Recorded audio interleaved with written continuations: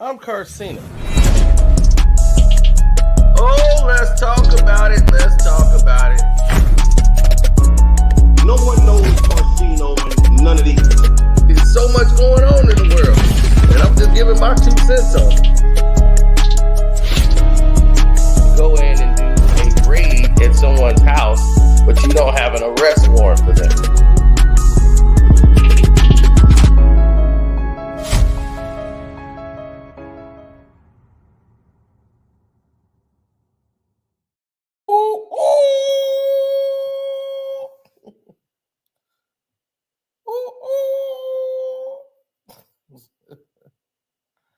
What's good?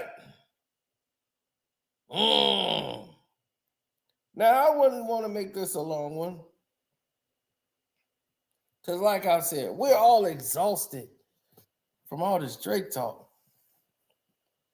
You know, and I don't think any notifications is floating out today. So it kind of makes no sense to really make this a super long one and draw it all the way out. But with all of the things that's being told and put into the air, I just think it was only fair, only right that, you know, if they're going to tell it all and put things into perspective, make sure they're in proper perspective and all the things are told correctly. He said, I was just watching your last video. I know. I just wanted to get this out so I can go ahead and start doing my thing. So we can get and, you know, get away from the Drake crap because this is starting to get too much. Now,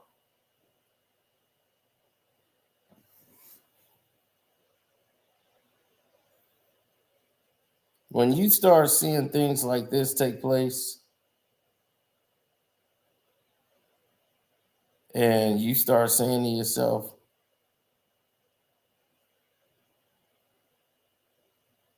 well, how could everybody be lying? You know, that's the thing you got to start asking yourself. How could everybody be lying?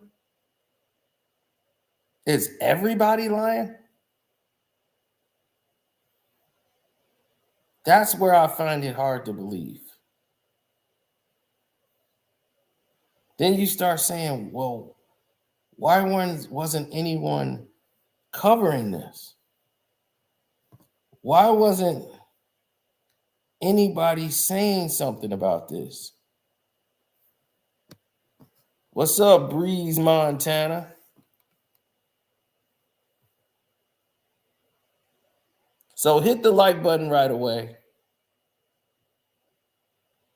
Because even without notifications, many of you didn't receive. Y'all probably got here from the browse feature.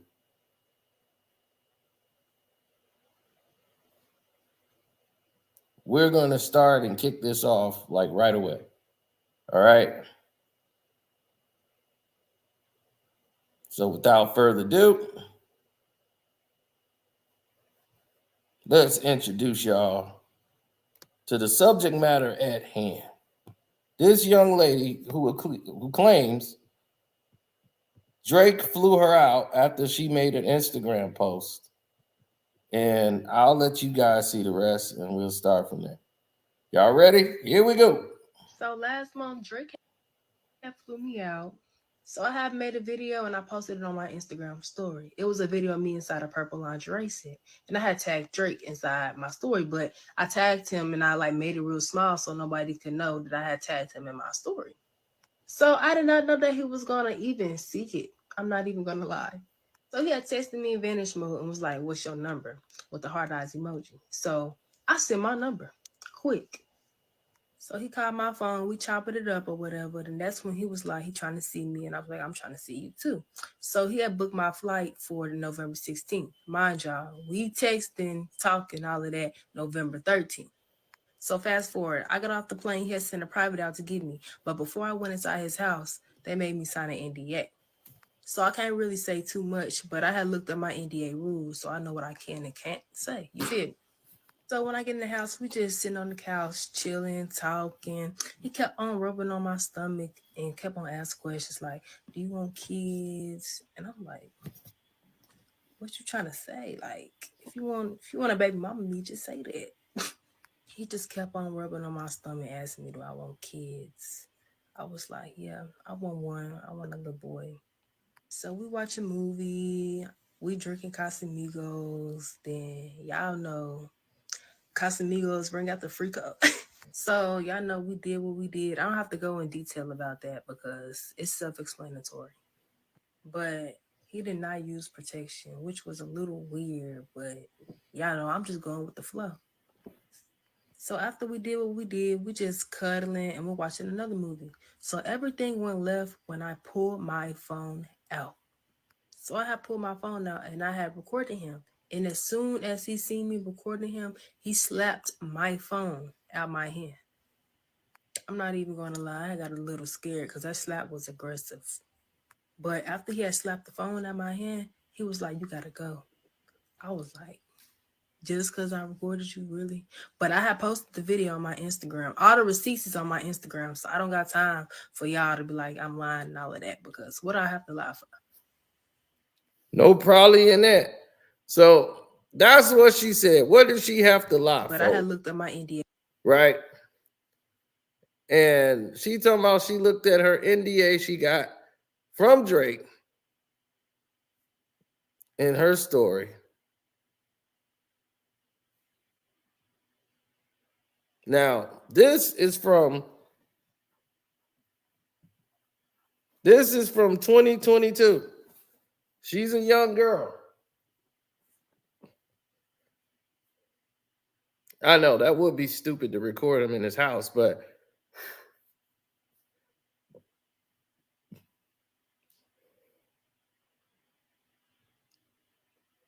now everybody was talking about this. So this is before all the controversy came out. This was back in 2022. Now, here's what Drizzy put out. He responded to this.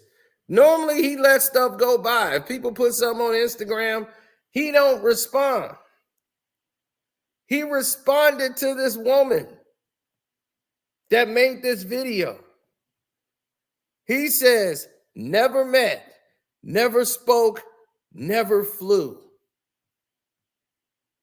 I hope people start doing more with the one life we are given. It is sad out here.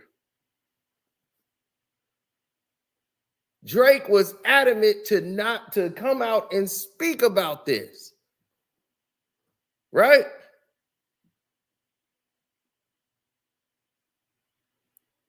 You don't find that as unusual. Why did he rush to speak? When he don't, it was more women claiming and stuff on him, he ignored. All these people were saying stuff about Drake, he ignored. Why did he rush to respond to this story? I wasn't the only one that thought this was fishy. I wasn't the only one that looked at this and said, this is kind of strange. I wasn't the only one that said, I find this kind of odd. Let me take y'all back. This happened in 2022.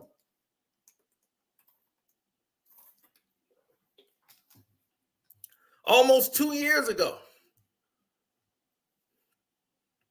Listen to this. Champagne Poppy on Instagram, which is Drake's Instagram account.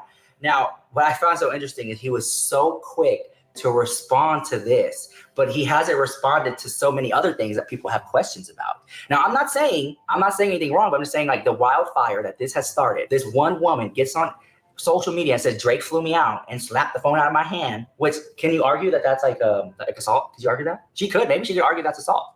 But here's the thing, right? If she signed NDAs, she really needs to be careful. She really needs to be careful on what she's saying in this situation, because it could really come back and bite her in the butt. The fact that Drake even said anything at all is shocking to me, because Drake could easily had not say nothing at all and then just be like, you broke the NDA, lawsuit the house, suing you the house. Here's the thing. Do I think that Drake flew her out? Yeah. Yeah, I think Drake flew her out. I think that a lot of these very successful, powerful men in the rap industry, music world, see women that they like and men that they like on social media. I'm like, hey, can I fly out for the weekend? Let's have some fun. And they fly them out, sign these NDAs. You were never here. Don't take no pictures of me. Don't take no videos. We're just having a great time. And if they're lucky, maybe they'll get give them some money. Honey, let's go shopping. You want a bag? You want to do something strange for a little bit of change? You know what I'm saying? So even this person knows. I'm not going to say male, female, nothing. Even that person knows. Even that person believes it. We found that very strange.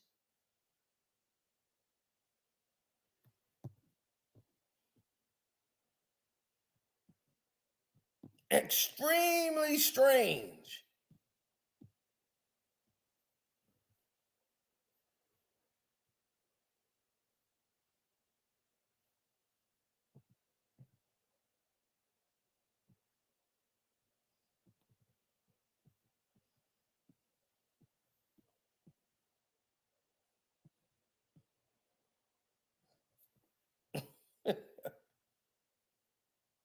Like this, Drizzy, when you got spotted when you weren't supposed to, when you had Chubbs going there getting your hand-me-downs.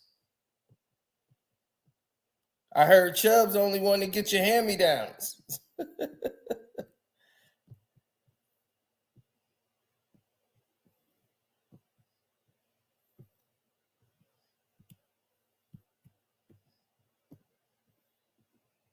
Oh my gosh.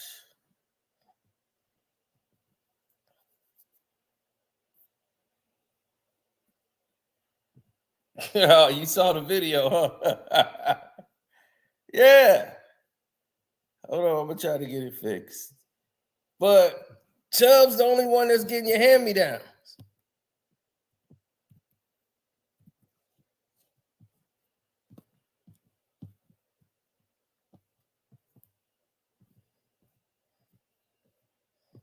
Now, the thing that raises the question here, or makes it even more crazy,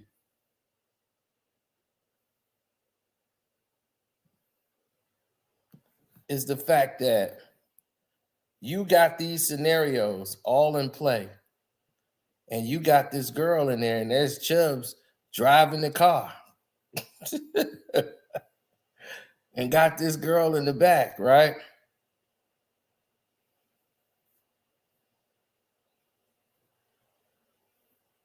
They didn't know it was going to be so many media paparazzi out there. You didn't have any idea, right? When you was picking the chick up, that the media was out there. And she's trying to hide herself. This working girl.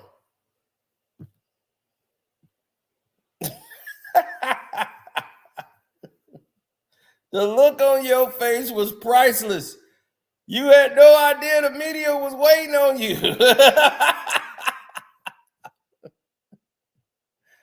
Oh my God. He's like, that's not Chubbs, bro. Well, I don't know who that dude is. He the driver. He one of them OVO niggas.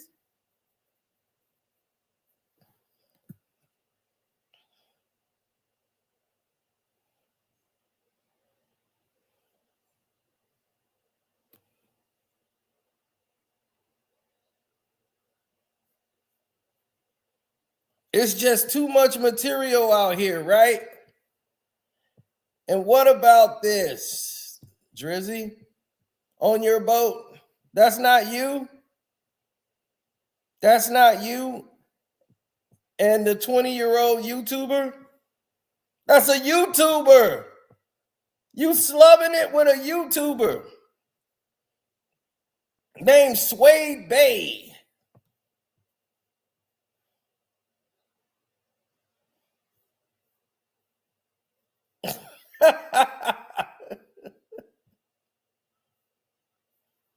You're 35.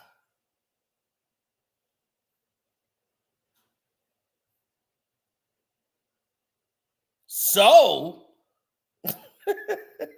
you're 35.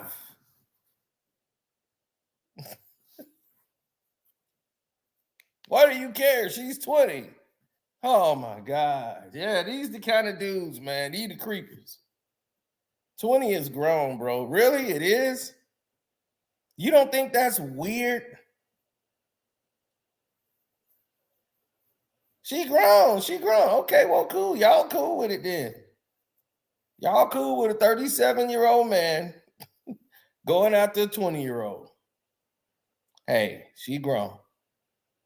She 20. She ain't old enough to get in the club, really. But hey, she grown. Right. You see how people mind is? Right. You see how our son Goddess said, hell no. That's weird. You're the biggest artist in the world right now. Can you imagine the biggest artist in the world is slumming it with YouTubers? Why would they be doing that? Nobody who's worth almost $250 million is gonna go downwards to mess with somebody that got nothing. Where is the intelligence in that?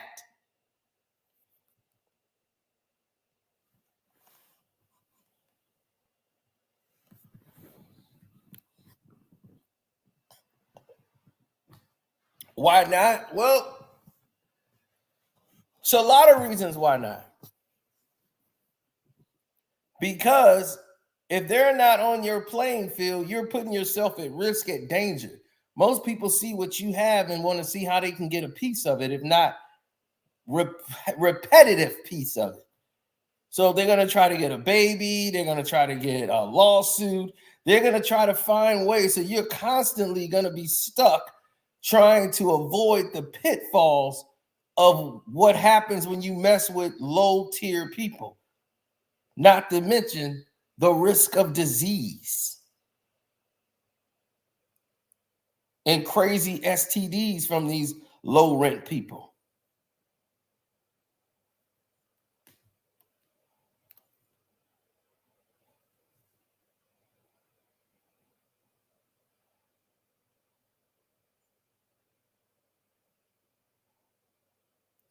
Who says the age is not the barrier of doing that?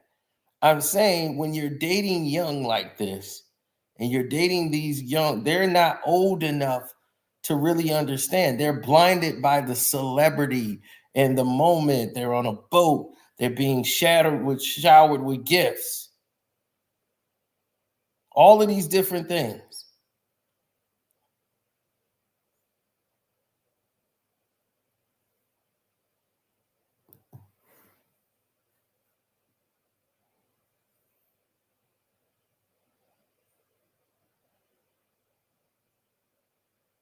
Mm-hmm. Yeah.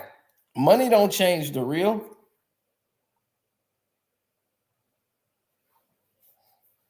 Shaq is 50 and dating a 21-year-old because Shaq mentally it's like a 21-year-old. He's stuck in a midlife crisis.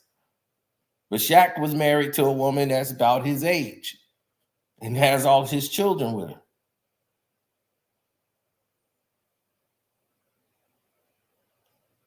Now, here's the situation you need to be focused on and really realize on.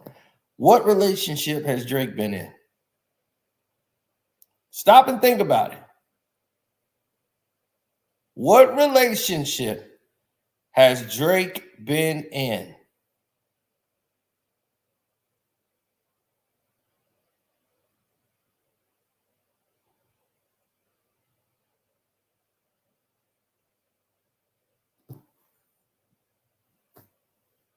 None.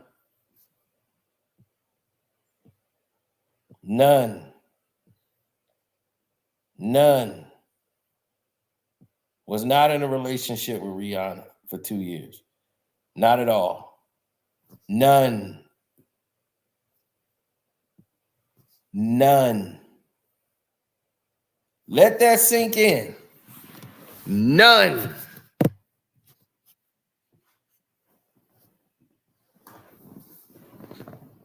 Zero relationships.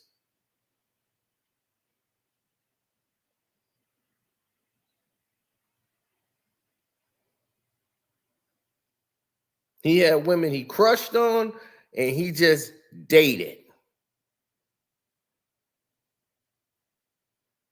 Devin, I've been in a few. And I date. But I don't date teenagers.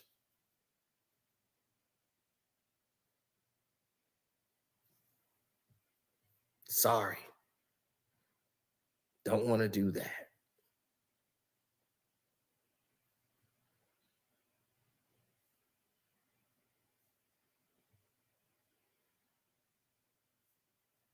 It becomes problematic.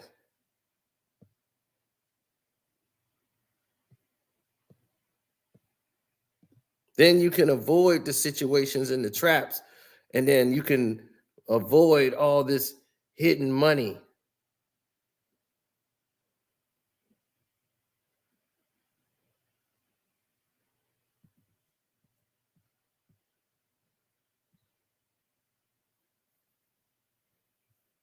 NDAs. As I said yesterday, word around the campfire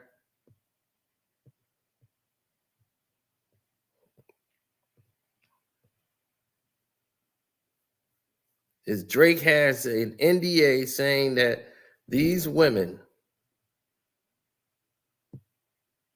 it's alleged that these women who have these babies by him that are black, that he got it, that, hey, the NDA says you can't even tell them I'm the father. Who would sign something like that?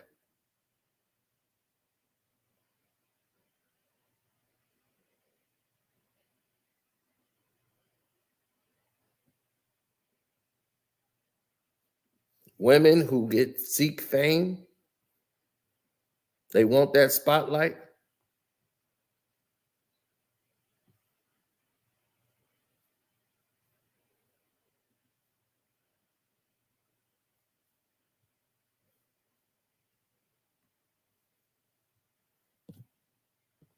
Do you see academics talk about that at all?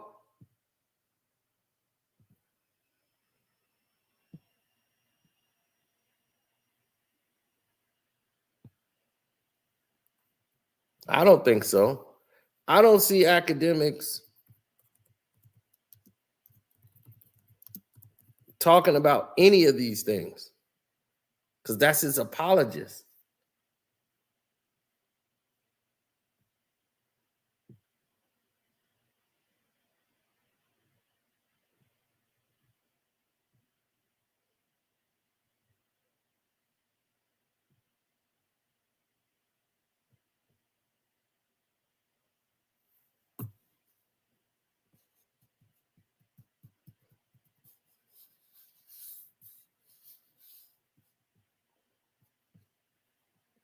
See, Drake is deceptive and a master manipulator.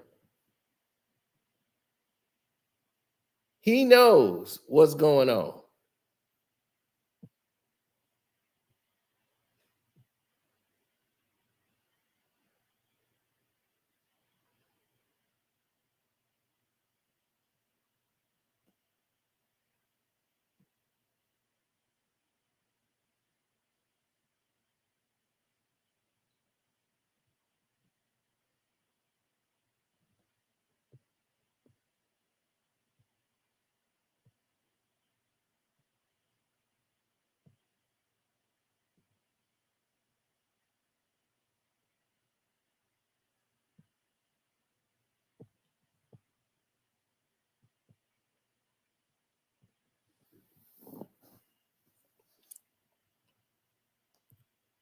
Oh, yeah.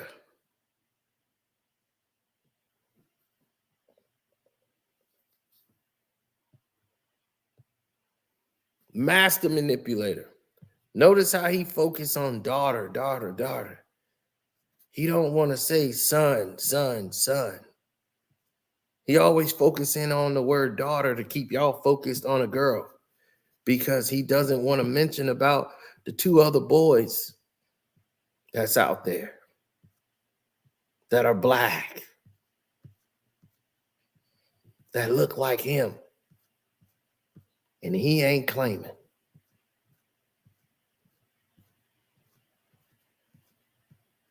He'll rather pay the money and say, don't tell them they mine. And these kids growing up confused, not knowing who their father is, right?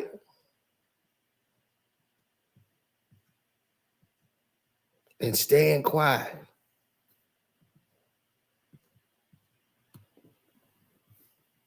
And what's so bad is he's not even linking into the situation. He's got other people doing the talking for him. He's not even talking to these people.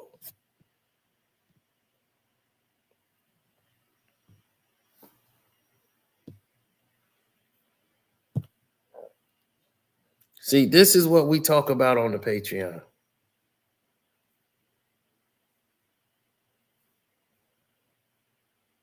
You remember this one, don't you, Drizzy?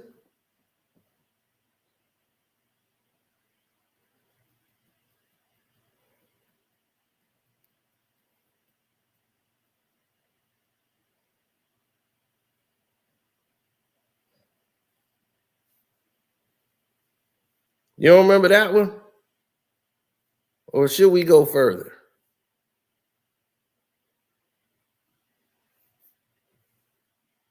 So we're going to welcome y'all to the Patreon today.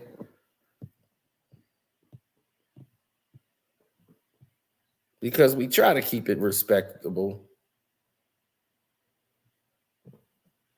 So what y'all looking at is some stuff from the Patreon.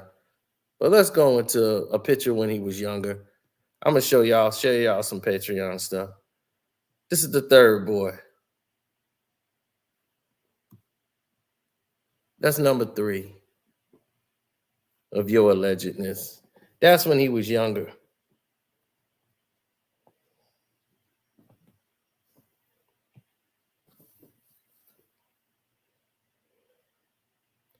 You want to talk about this, Drizzy?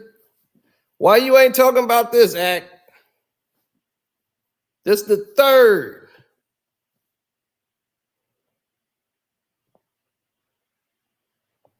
Where you at, Act? How got the receipts and you don't? You got them. You just don't want to provide them. Come on, Drizzy. Come on, Drizzy Smollett. Is this what she's saying? When she sent it to you? Champagne Poppy? That's you. What she said, I've been trying to contact you for the last 2 years concerning our child, and you've done nothing. I wanted to have bar mitzvah with you and Jeruz, and still you have not arose to the occasion. Let me go ahead, hit more.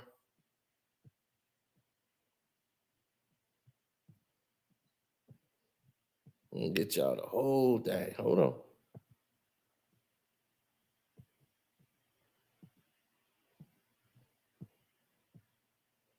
Okay, there we go. Now y'all can see it.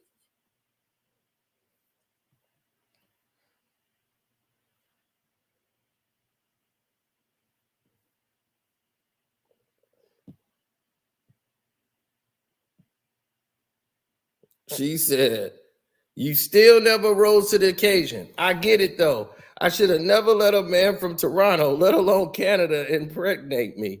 Anyway, he asked about you a lot, and where did you go?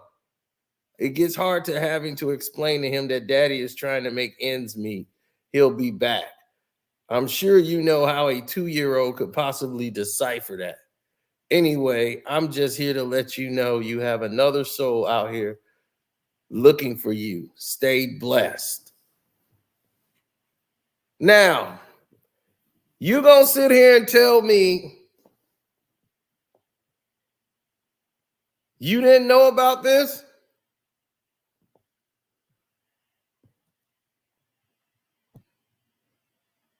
That's why he's like, anyway, back to the album. Singles out now in the link.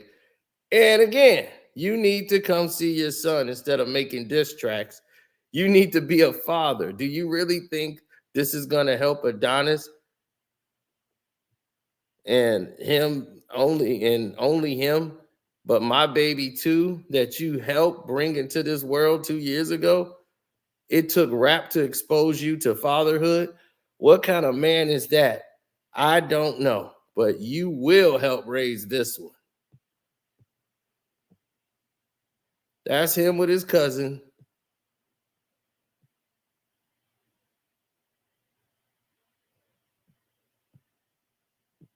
Now, as he said, anyway, I'm here to let you know you have another soul out here looking, stay blessed.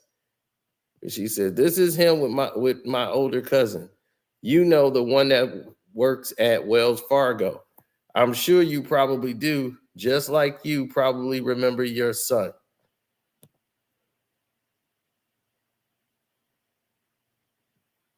Wow.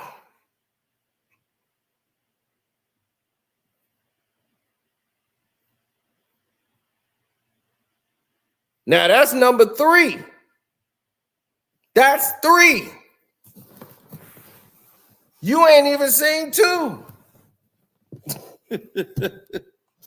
So this is why Drake keep focusing in on that. Like, where's my daughter? Where's my daughter? Where's my daughter? You want to say, where's your son?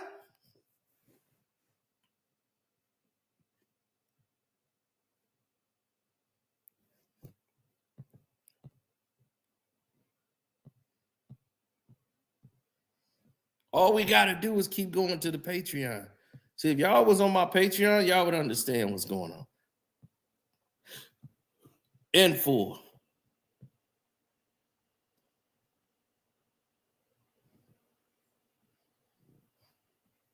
That he got to do. Okay, let's get back. Oh, no, that's just one of them. Hold on. That's just one of them. We just getting started.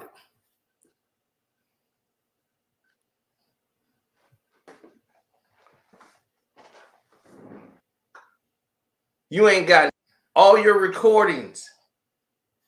Okay, that's him and Lucian. We talking about that. That's cute. We talking about his gambling problem.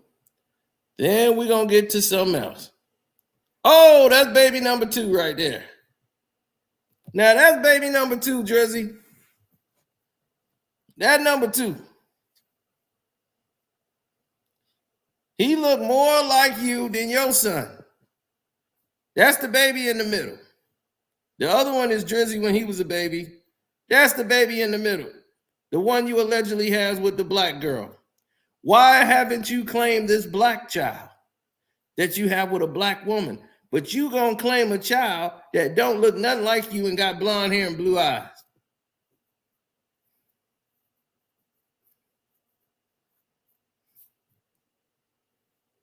How do I know this is real? How do I know it's real? Because she stopped talking. That means Drake is paying the money and keeping her quiet.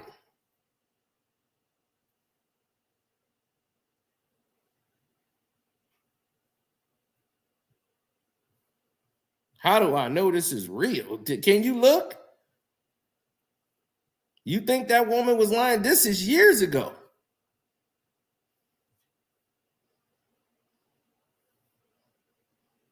That's him when he was a baby.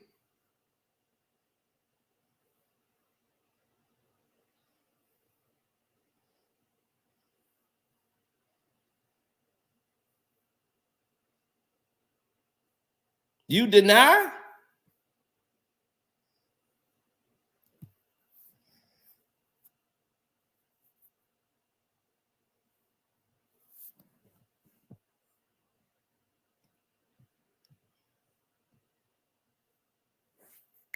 How's that AI? And that was out years ago. You got to understand, this is years ago. This ain't something now. This is years ago. Today, he's in like junior high.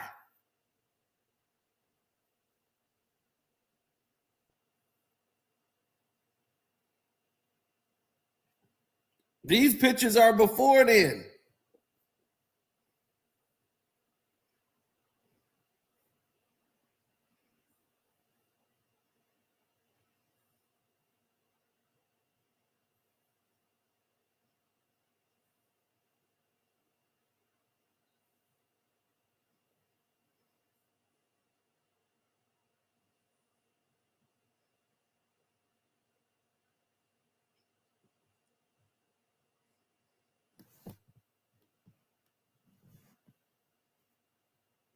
Mm-hmm.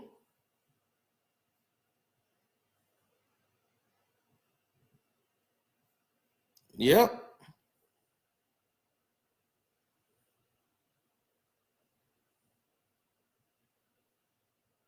So my thing is, it's already been here. So my thing is, why aren't you addressing it? Why aren't you posting up with your kids like a real dad? Or you taking the dentist route?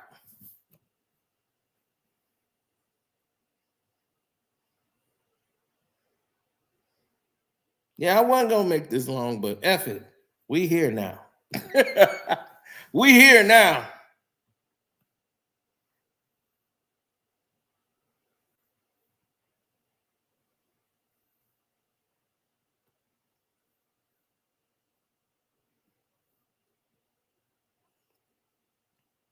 I'm serious.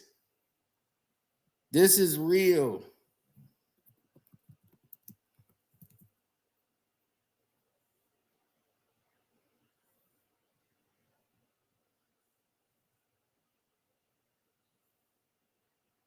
That's why they don't want to share all that.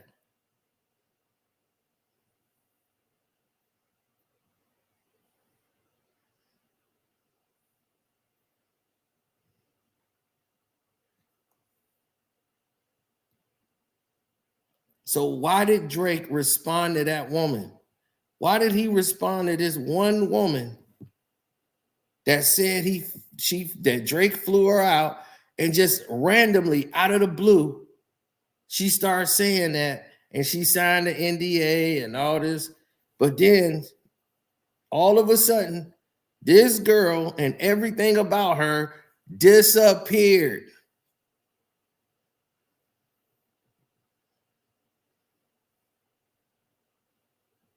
She said, I got the video of Drake slapping the phone out of my hand. It's on my Instagram. Guess what? That video's gone. Everything's gone.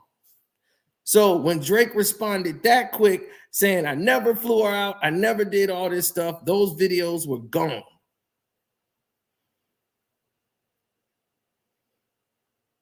Never seen.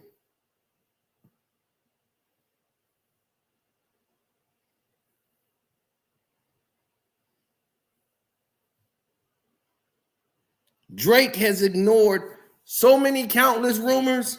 He has said not one word about them. But this woman, he responded right away.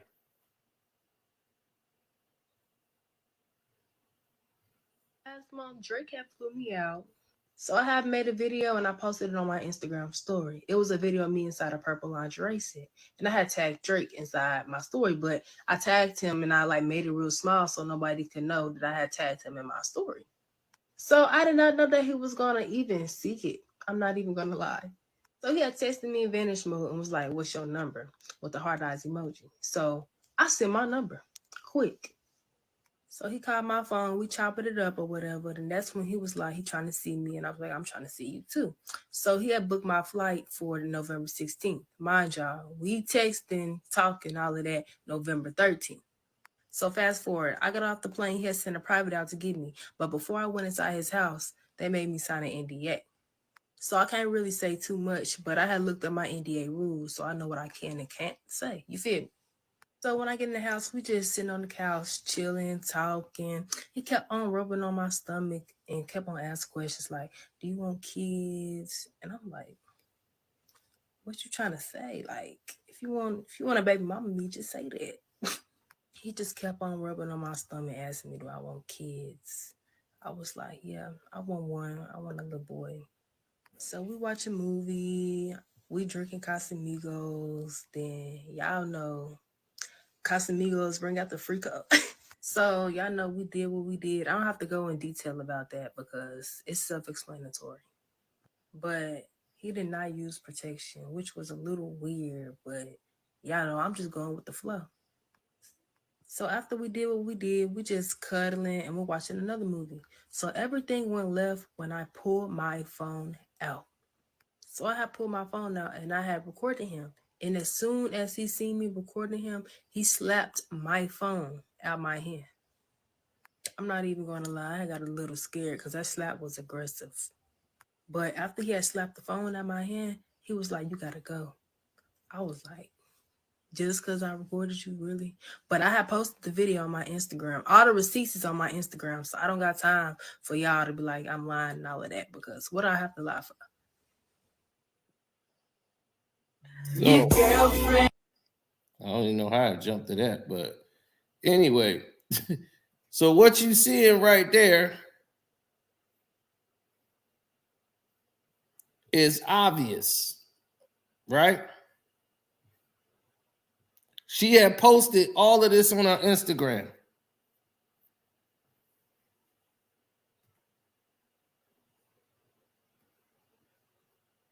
And Drake was quick to respond, lightning quick.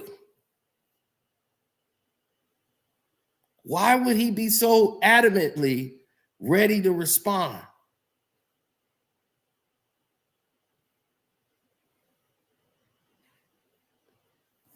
Saying, "I never met, never spoke, never flew. I hope people start doing more with their one life we're given. It is sad out here." He was very adamant in making that statement, addressing her. This was in 2022, y'all.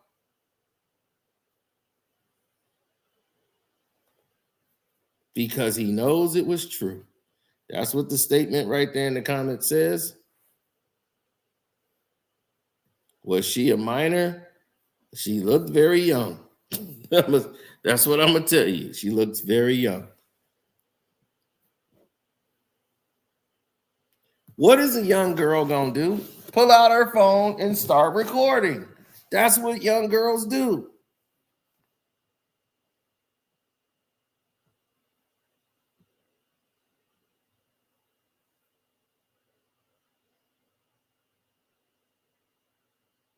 Now, her Instagram account gone. Her YouTube, her Instagram videos she recorded there gone. So whatever NDA she had or whatever, they didn't pay the bag or did whatever they had to do to make it go away.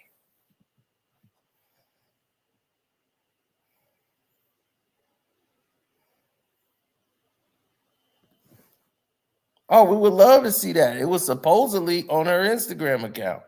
We didn't see her Instagram account. We don't see nothing like it. Now,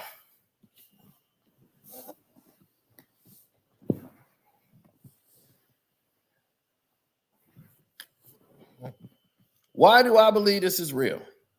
I believe it was real because of how she stated what happened. She had tagged Drake and she made it real small so people could not see that she had tagged Drake. And he talked to her in like vanish mode. Now, that's what makes me believe it's real. When celebrities talk to people, they normally do it in vanish mode.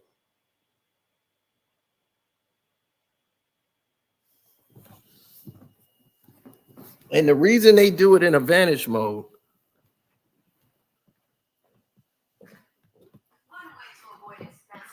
Oh, hold on. Is to be a race car driver. That's my phone. One reason to do that in vanish mode is because you don't want anyone seeing your activities. So when she said she was contacted, when she was contacted in vanish mode, it only amplified the situation.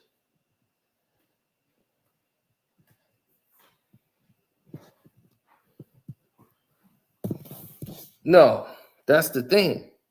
She wasn't thinking like that. She was actually talking to him, and he flew her out. So all of the stuff she had was flown out, all this, she signed an NDA, all this stuff as soon as she got there. This was 2 years ago. So this is way before any controversy with Drake. This is way before Kendrick beef.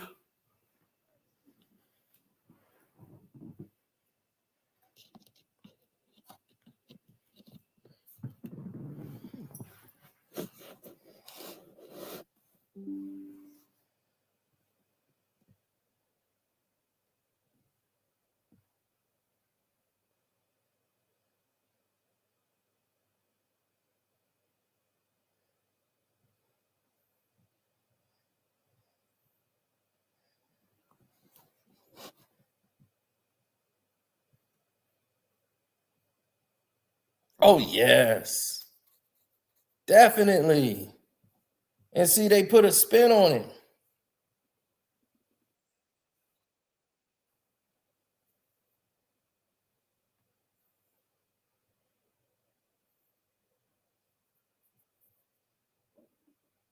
See, people went and found this and dug it back up.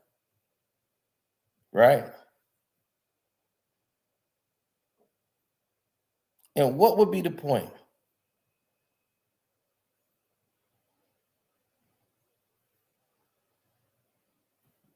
The same point Drake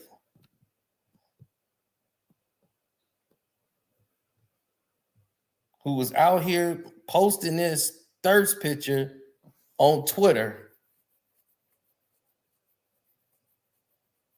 He was super thirsty.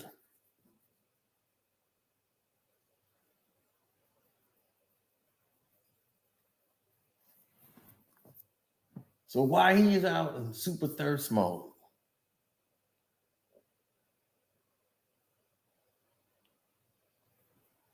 And he was posting this when he first lost all that weight, however he lost it, on Twitter. Why are you putting this on Twitter, dog?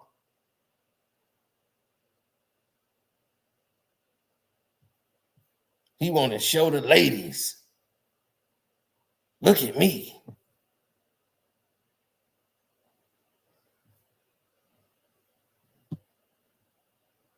Then you allegedly started hitting the roids, started hitting the gym after you had slimmed down. Then you went right back on Twitter again, saying, look at me. Thirst trapping. Now you want to be Trey Songz.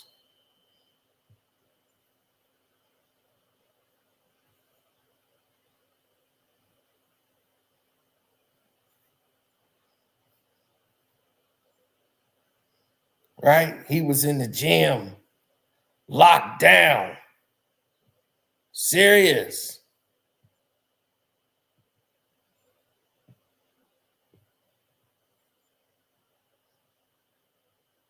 He was like, I'm going to get buffed. This is the new Drake. We finna work out every day. We finna get ripped.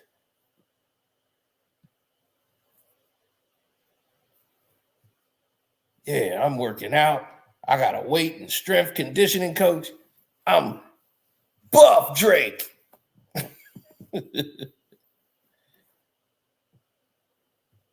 Yeah, I'm buff Drake. I'm gonna be buffed. My name is Buff, and I'm the stuff. So he was documenting his process. He lost the weight, slimmed all the way down. Then he started building himself back up.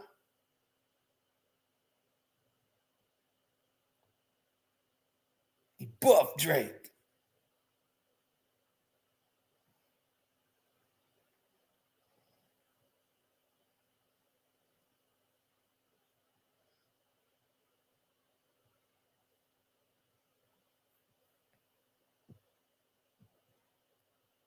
Then came the crazy accusation, right?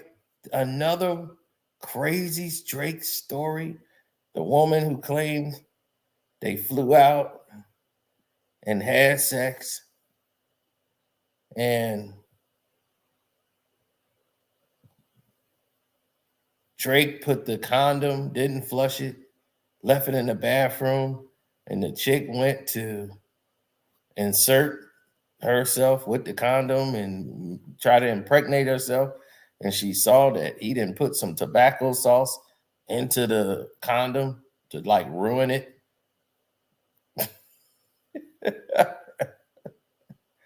So you got the Tabasco sauce. Drake putting hot sauce in the condom.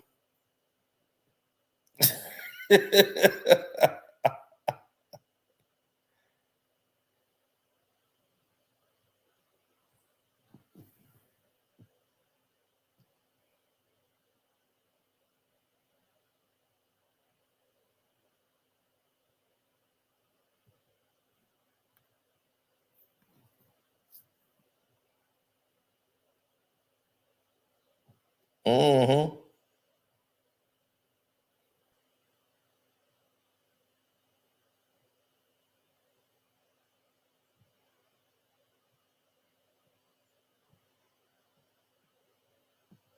Well, James, that's now. Back then, he probably didn't have that in place yet. But now, yes, they have to normally take your ID.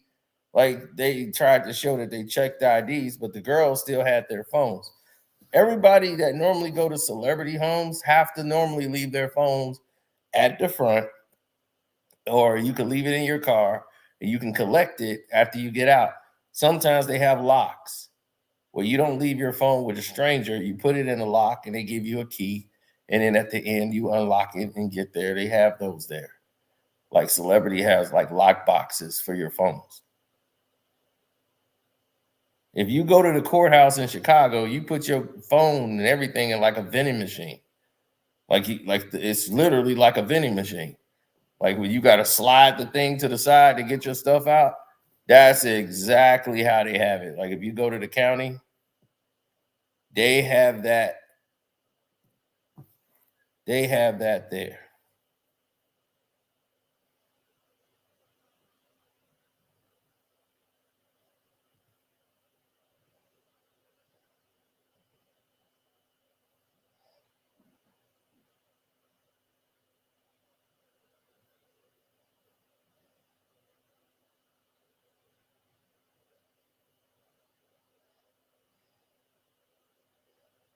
Mm-hmm. Exactly. Tabasco sauce. Tabasco drizzy. So what I keep saying is when you see these people pop up, Drake said these are all lies, but these stories have been coming in wild, hot, and heavy for years about Drake. So this is nothing new. You know, he's been denying a lot of this stuff, but he's been tobacco sauce drizzy for a long time. He couldn't shake it. It was everywhere. Everywhere they go, they used to put the Tabasco sauce up there. Everywhere he go, the Tabasco sauce photo was right there. And so I said, yeah, I remember the hot sauce story. So everybody had a crazy Drake story.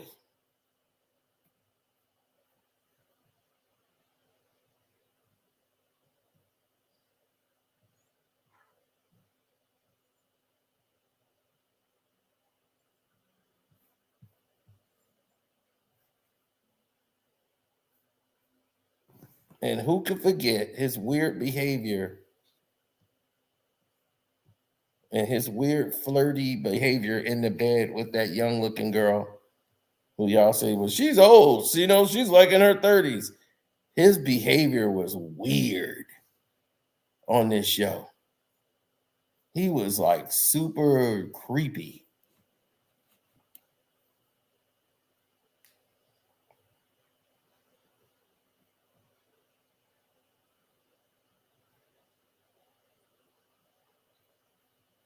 Yeah, I believe in my opinion, he hit those kids because they black.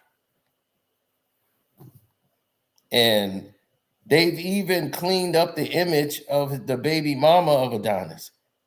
He knew that she was an adult film star or adult photo star. So he knew how that was going to make him look. That's why he was hiding Adonis. So when it came out and he had to confront it, now she's a French art painter. She's painting art fixtures now. So if anybody asks about her, she's a French art painter. She's a French painter. A French painter. This is a chick that was basically an IG model just getting banged. She was at Joe Budden's house, just starting around.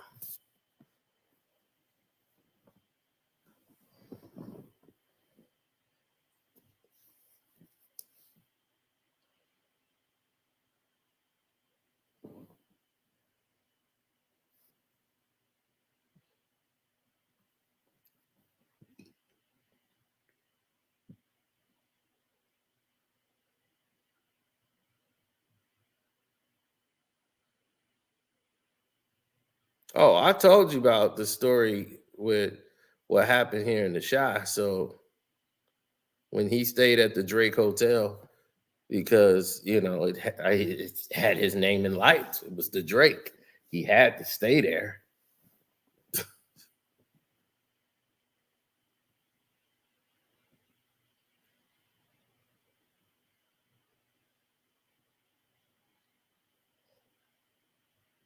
Oh yeah. Yeah, I was there that night because me and Floyd was hanging out. That's how I know about the story with Drake. Because the chick that was on my arm, who I was with, is her friend. Same girl. She's not a stripper. She's like a bottle server, but she's badder than the strippers. So we knew firsthand what was going on.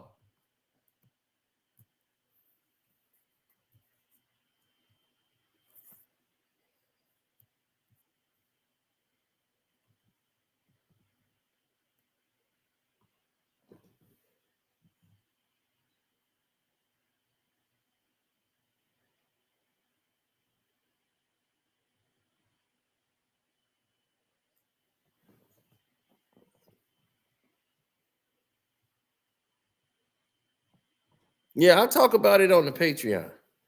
That's where we talked about it the most. Now, when they start bringing these things into light and bringing it into question, then we start to notice, what's real and what's not.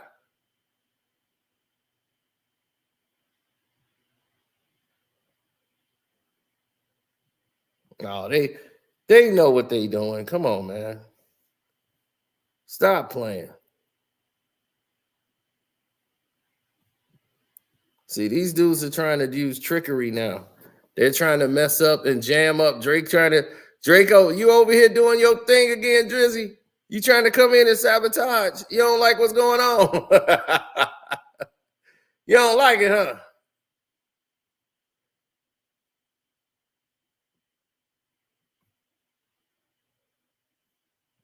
Is Chris Alvarez okay? I don't know.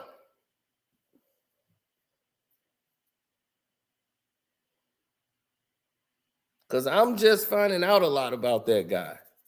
You know, so I'm kind of like waiting on them to drop the other foot and all this stuff. Academics and them is trying to find out who the mole is. Well, he gonna find out tomorrow at noon. What's gonna happen tomorrow at noon is gonna really dictate a lot, because academics wanted to double down and tell him to eat a D. I don't do no extortion. Eat a D. I was like, all right, okay.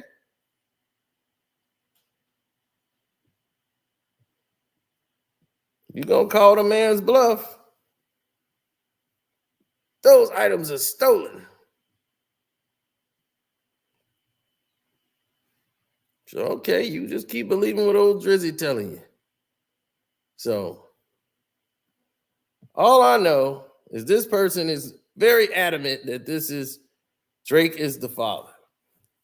And the pictures that they had of this child and Drake is mind-boggling.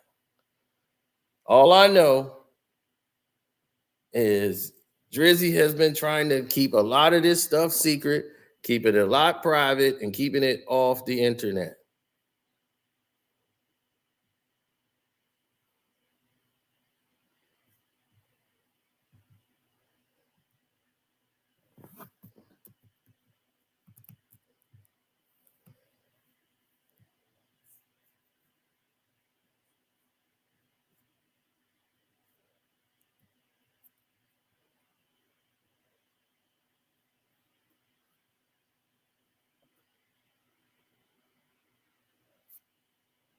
Oh, well, of course he gonna lie. Why would he do anything else that would not benefit him? Why would he tell the truth? Telling the truth ain't gonna benefit him. You see, Drake is controlled. He's not his own man. So when you're not your own man, this is not gonna go well with you. You see, I was gonna let this go, but academics keep trying to do this damn damage control thing and keep painting this false narrative about Kendrick and keep trying to blame Kendrick.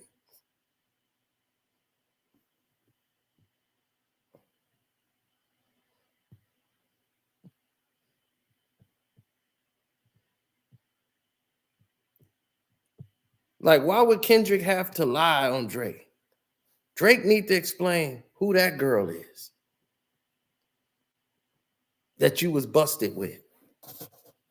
There's eyes and ears on you everywhere, boy. Who's that young one?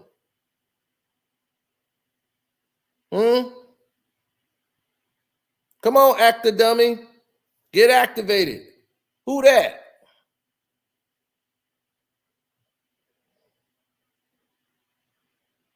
You think she 30?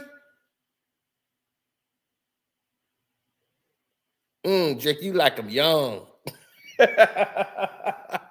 Yeah, you better never get caught up in cell block 1.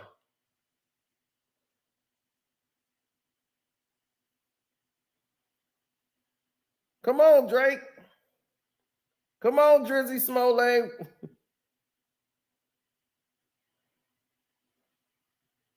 Damn, Drake, you like him young. Oh!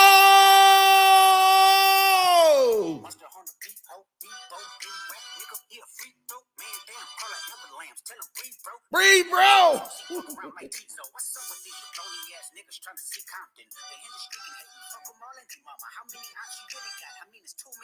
Too many.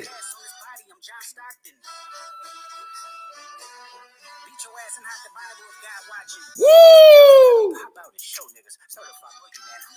We had to come out and show you, Drake.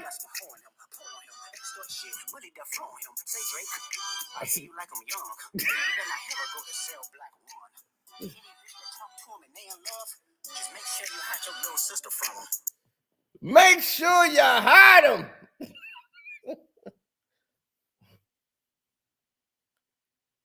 Shoot.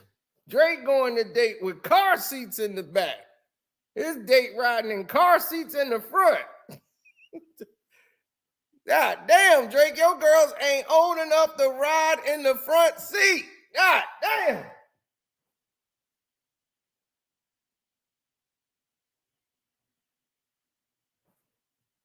Can you at least make sure they can ride in the front seat of the car, man? Damn.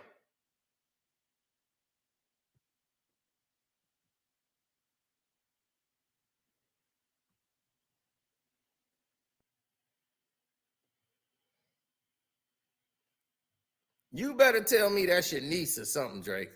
Tell me that's your niece, but we all know that ain't.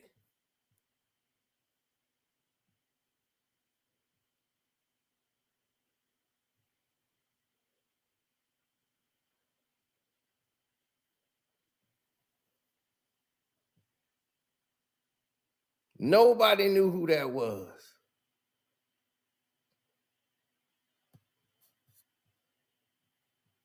Surviving Drizzy.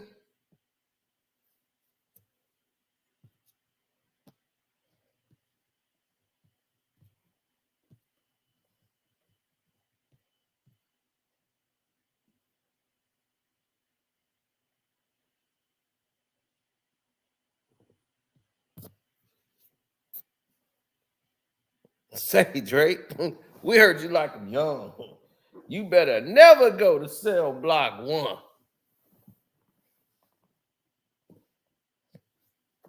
She was 16 in this picture. And then by 18, they were dating. When she was 18. And he was 35.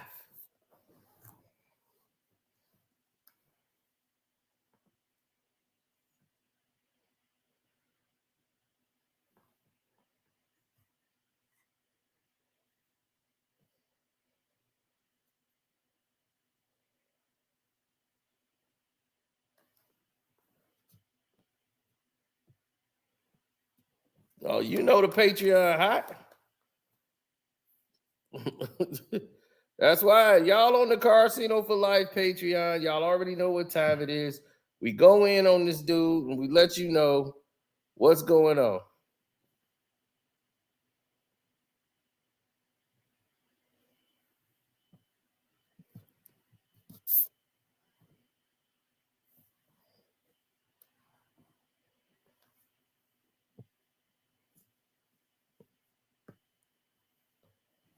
Yeah, we ain't gotta have bots. We got real people that show up here. Hit the like button. Let them know y'all real. Hit the like button. Let them know y'all real. Because they gonna come with the nonsense every time. So hit the like button up. Let the people know y'all real up in here.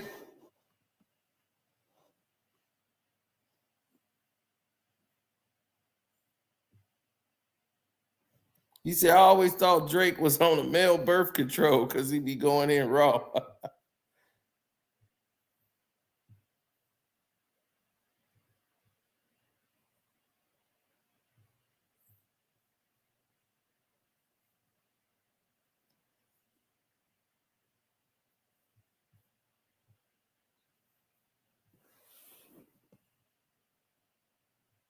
Yes, the super chat work. My cash app is Carcino, Karceno. Oh, yeah, you know, tonight I'm finna hit you with some more.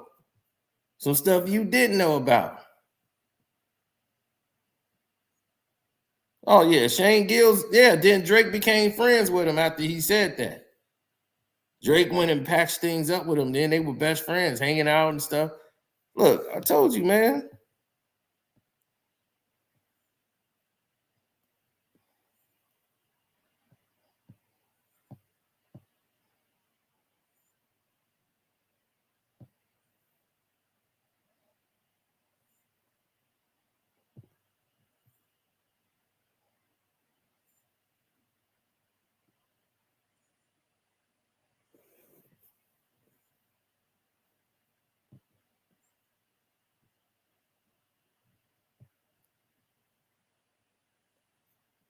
Man, Drake is somebody who he has an addiction.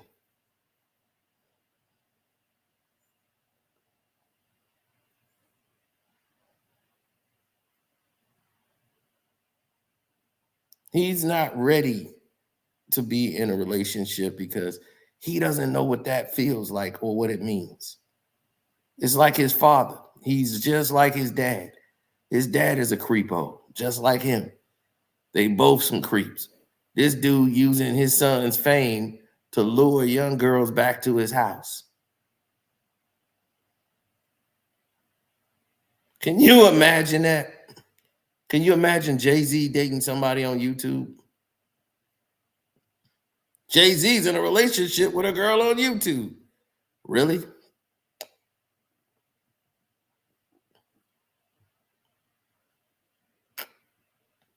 Now, how stupid would Jay-Z look dating somebody on YouTube?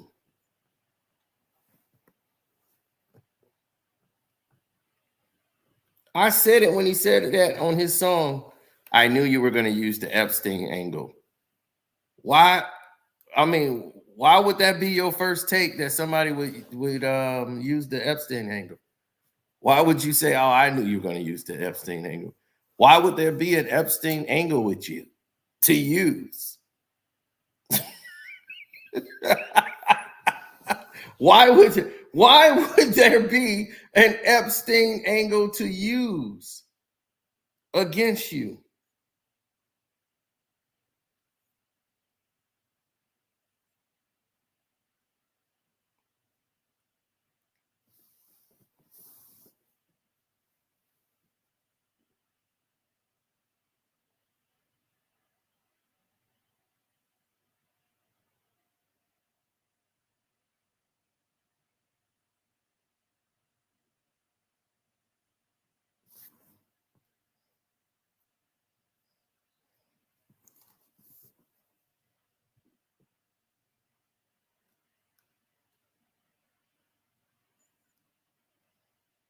Mm-hmm.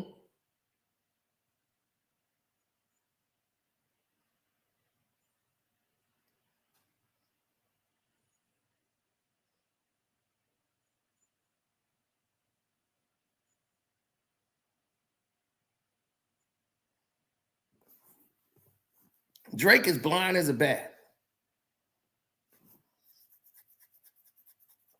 Drake started noticing his vision was bad. He was wearing contact lenses and he needed his glasses.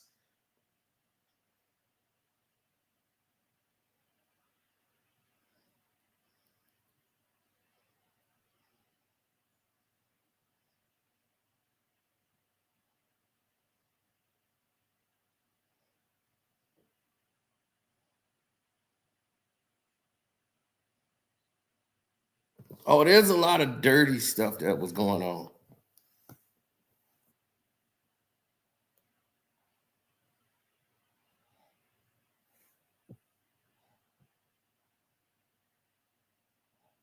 You said academics admitted he used to essay his coworkers.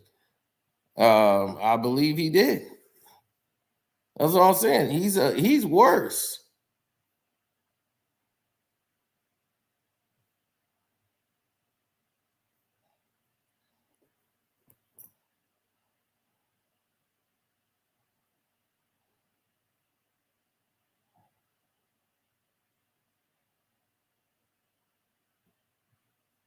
Mm-hmm.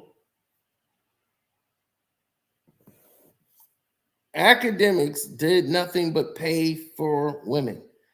No woman has ever walked up to academics and said, "Ooh, hey, you sexy, baby." Like, no, he never is going to hear that in his life. Unfortunately, that's bad for him. You know, nobody's going to ever want to sleep with him off merit. So, you know, that's sad for him. So he knows this is the only way he's going to get women is to buy them. He has no choice. Unfortunately, I don't mix society up, but yeah, he doesn't have a choice.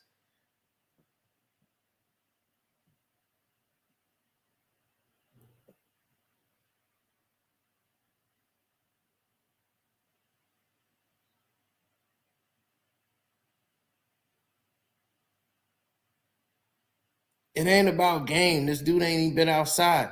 You see how this guy try to break down what's going on in the hotel?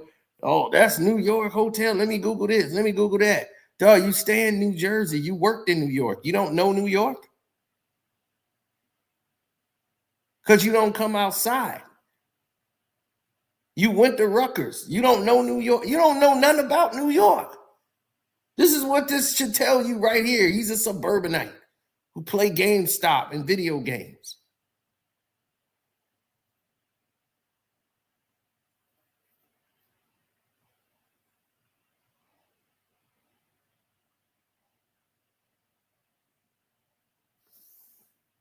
That's why he's sitting over there Googling stuff all the time. Because he's not outside. He never heard of the Mark Hotel. I knew that was the Mark Hotel the first time I looked at it because of the stripes. The Mark Hotel always has those damn pinstripes everywhere. So that's the Mark Hotel. All the celebrities, entertainers, mostly stay at the Mark Hotel. Like if you come in there, the Mark Hotel is a 5-star hotel downtown Manhattan.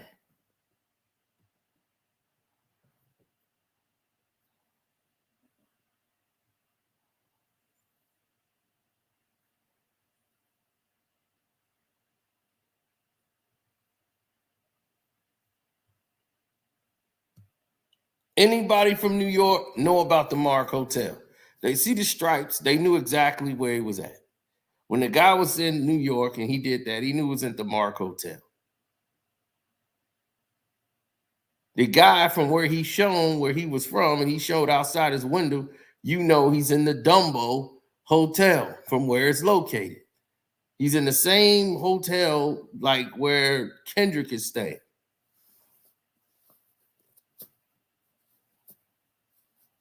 A lot of rappers own real estate and own actual apartments there. Kendrick got an $8 million crib up in there.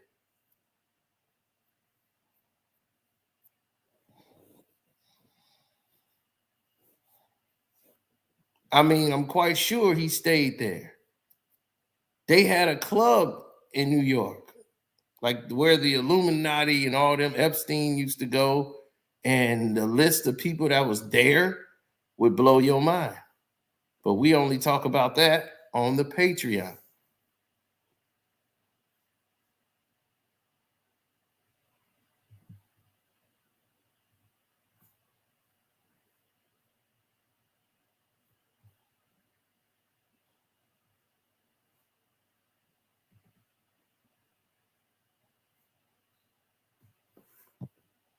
So yeah, if you sign up and become a member, mostly VIP gets you everything.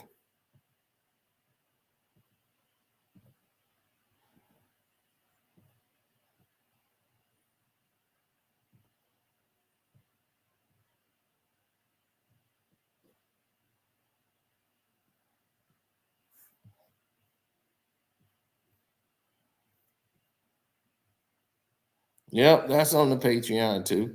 We go into the full Millie Bobby Brown situation. Right? Drake requested for her to come to the concert.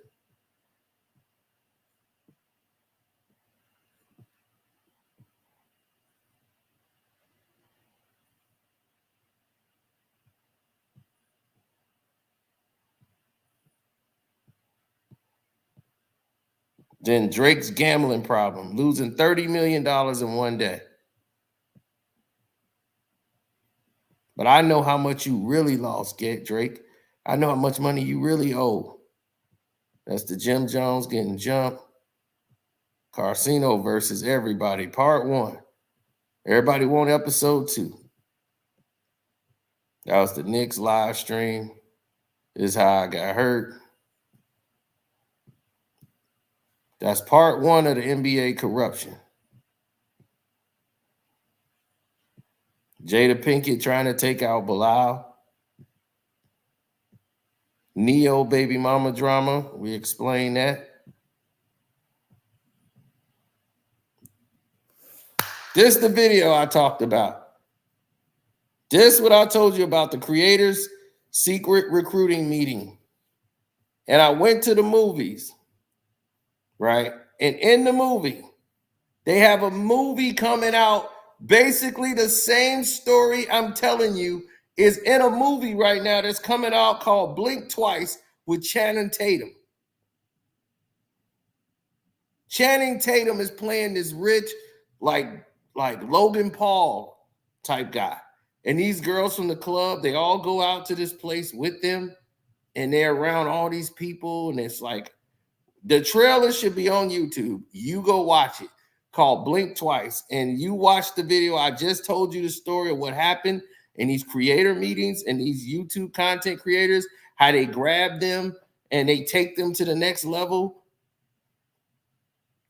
And the person who told me the story, when they got invited, I turned down these invites. I got invited to these meetings. I got proof.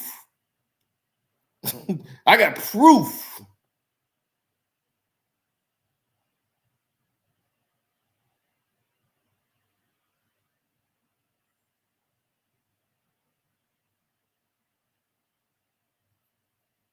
So believe me, most of these things I put on the YouTube so that they can see the meetings I have with YouTube.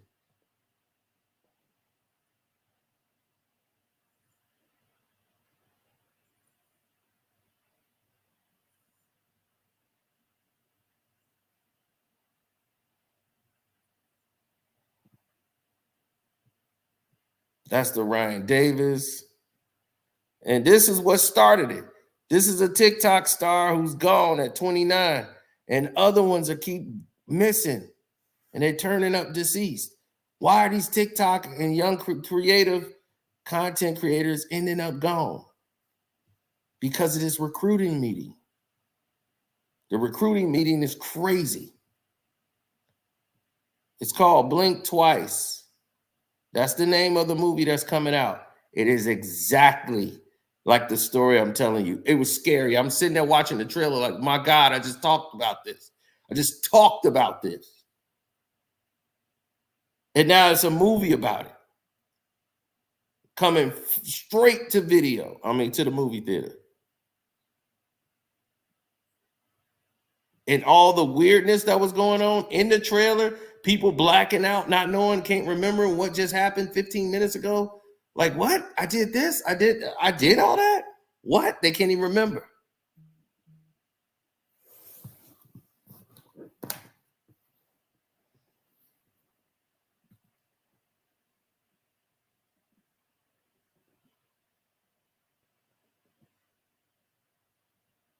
Oh, thanks, Keisha. Appreciate the super chat. I just got the Cash App. And Jay Blizzy, I see you. Why they can't remember the drugs? The champagne, whatever drink they get, it's spiked. All of that stuff is. I told y'all they went to a masquerade like party. They were invited to 2 parties. The one in the first time, they had a celebrity guest speaker. They had a DJ. They had all these things laid out. All the food is all good. They are recruiting the people. And the people that they select, they pick specific people to come back to the after party, the after midnight party. This is at a different mansion. It's actually an Airbnb rented house. Somebody's renting a house. They have a rented house place for celebrities. Mostly it's in LA, which in Laurel Canyon, and Arizona, mostly Scottsdale. And then they have one in New York. 3 main hubs where this recruitment process takes place. And they take these guys through these rituals, but they have to denounce their religion. You have to, whatever book you grab, Bible, Torah, whatever, they'll ask you to grab one that connects to you. And then before you step into the doors, you have to denounce it. And then they say, oh, I'm not going to do that. Then they try to convince you that you're your own God. You're not going to be, no deity is going to control you. So in order to go to the next room, that's the next level. You step in those doors, You're making a commitment that you are your own guide. You make your own decisions. One of the content creators didn't want to go with that. And they kindly let him leave. They said, okay, go ahead. Everybody shunned him. Like, ban him, ban him. And there's celebrities there. Big time celebrities there in mini masks.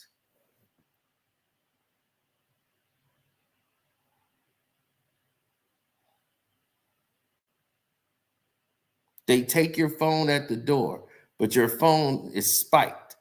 They have coded your phone. They have what they call, I forgot what they call it. Like they shadow your phone or something like that. It's something that they did, but it's cloned. Your phone is cloned. They see everything that's on your phone. So they got all your information. It's bugged, anything. So any text message, you have to sign an NDA before you come in there. All your phones are kept at the door. There is no way. So when I watched this trailer for that movie called Blink Twice, I said, oh my God, this is exactly what they told me about.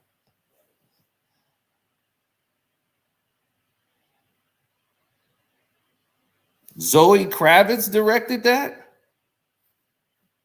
Oh, now it makes all the sense in the world.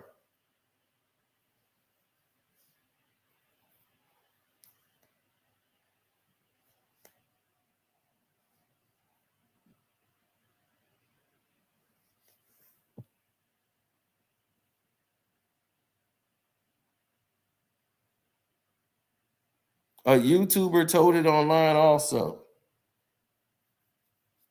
Let me tell you two of the people that went through that door. Two of the creators that went through that door. I don't know about it being 6 rooms.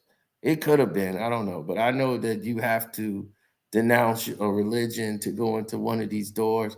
But I know that a few guys didn't go.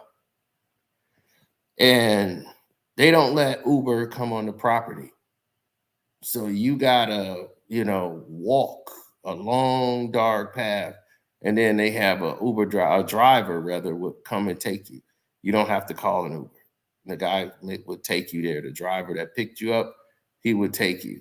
But no, like, ride service can ride in there. They don't allow it.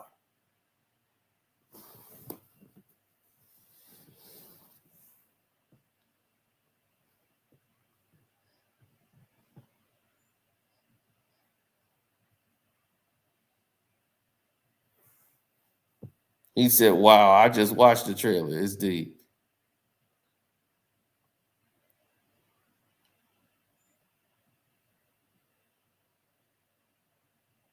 False advertisement?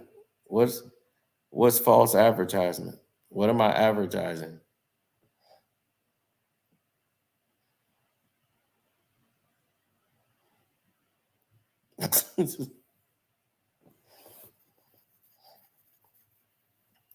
Two names that I heard that went straight through them doors was Jake Paul and Logan Paul. That is essential.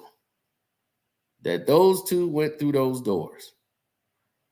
Jake and Logan Paul.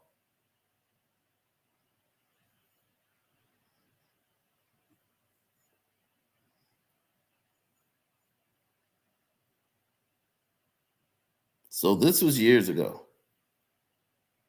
This wasn't something that happened like last week. This was some years ago, buddy.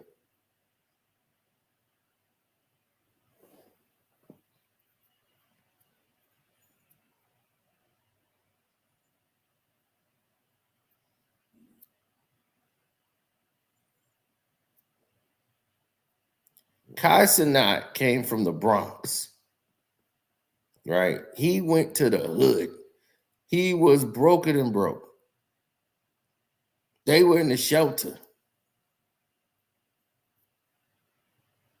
That dude was broken and broke. He worked hard, went to college, dropped out so he could try to make this YouTube thing work.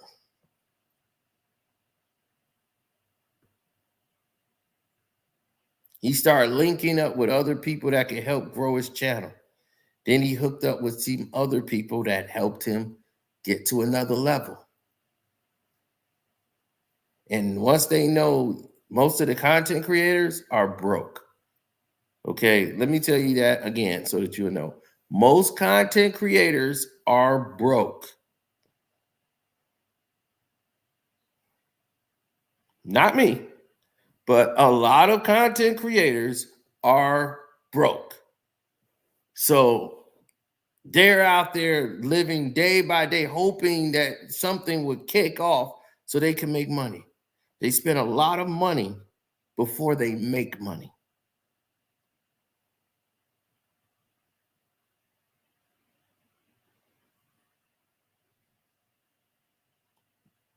Well, you know why? Because I'm not bragging, but I made more than them without using any special equipment. You guys have been watching me for 7, 8, 9,000 years. When have I ever gotten the special equipment? Ever. You have not. I had probably the lowest production you have ever seen in YouTube history for somebody to be as far as I got. So everybody's saying, man, that's Photoshop. You use it. I'm like, dude, do you know me? I had a fan blowing in the background in my old videos. If you listen to the truth behind, you hear a fan blowing through the whole goddamn video.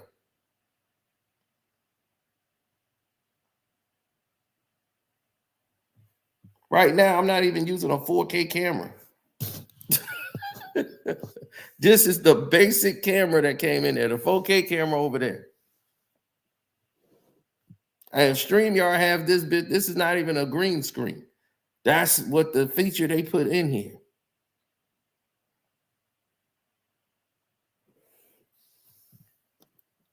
When I did the truth behind hip hop videos, well, I know when I first started, I was in a house.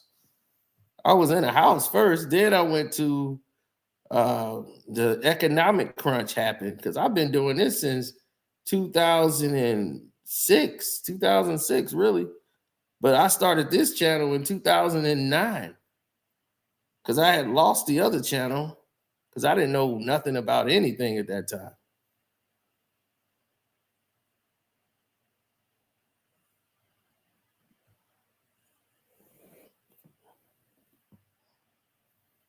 Right, because I didn't know I was showing copyright stuff. You got to remember, YouTube was only 5-minute videos. Most of y'all probably didn't know that. YouTube was only 5-minute videos. So, and then when they had monetization back then, it was completely different when they first started it. Everybody had banner ads. So your whole page had to be all these banners because people had to click on them in order for you to be paid. They didn't have the ad play before the videos. They didn't have those yet. That came later.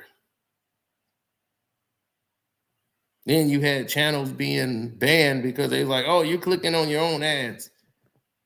We had to take it down. I'm like, it's not the case, but okay. So I went through all the process of YouTube from the start when Google got involved, and then they started putting ads on videos. And it was years. I'm like 2 years, and my buddy was like, man, you should go and do the monetization again. It's different. I'm like, man, I ain't went through that before, man. I ain't dealing with that. I was just doing this just for the fun and just educating people. Then they was like, I said, all right, I'll put it in, and I put it in, and I wasn't making any real money, but I was making like $100, $150, $200. I'm like, okay, well, that's better than nothing. And that was starting out. So over the course of time, it started to pay out. Now, these people don't have that luxury. Most of these content creators are in their early 20s. They're not like 16, 17-year-olds. So they don't have mommy and daddy really to take care of them. They've created situations for themselves. Like they got a life, they want to do this, they want to do that. And they go and they get these like expensive equipment, expensive camera, software, editing, the whole podcast layout. But now they have to pay for all the stuff that they're doing. They have to pay for that. They have to pay for this. And it breaks you. And a lot of people who are doing a lot of views, most of them are using bots or promotional things to build up their channel to make it look like they're doing this, but the money's not coming in enough. Then you have all these people working for you. So you're paying out a lot of money before the money's even coming in. Me, I have one person to pay. Me.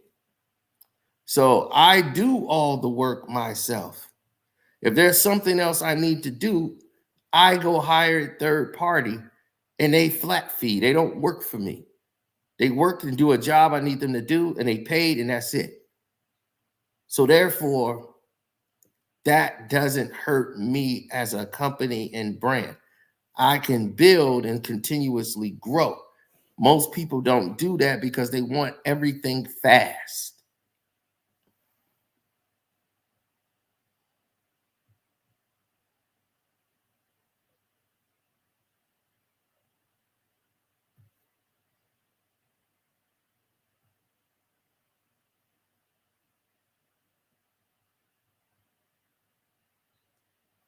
Oh, anytime, bro.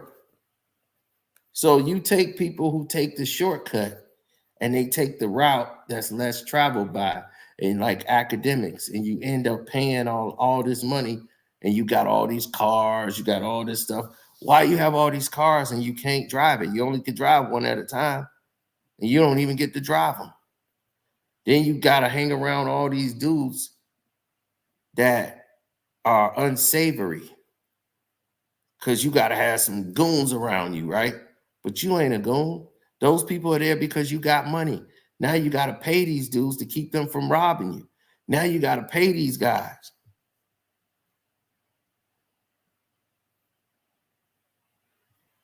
Now you're like the weirdo out here. Now you out here looking strange.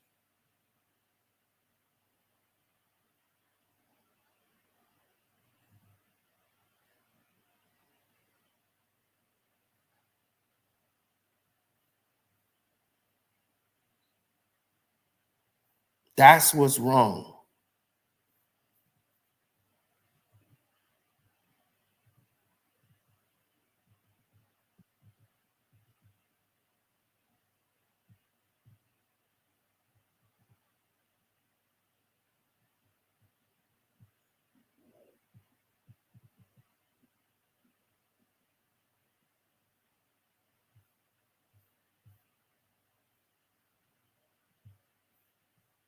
Right.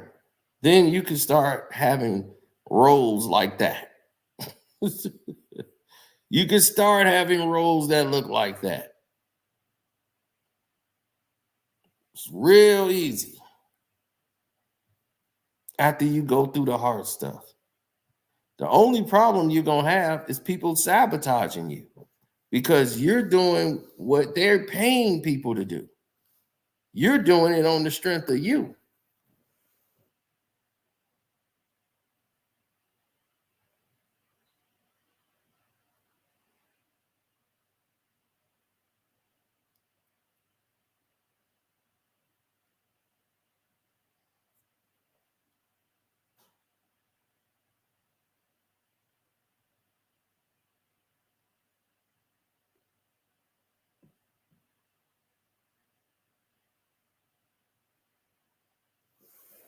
Well,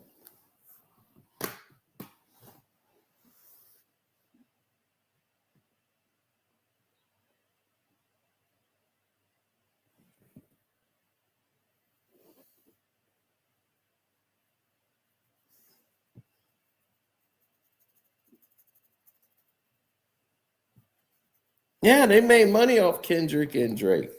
I mean, hell, here's the thing though.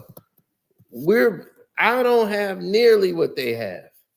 And they get all these hundreds of thousands of views, but at the end of the day, I'm making just about the same amount, if not basically more than them. because it's just like somebody who signed to a record deal, right? If you sign to this guy who signed to that guy who signed to that guy, 3 people getting paid before you touch a dollar.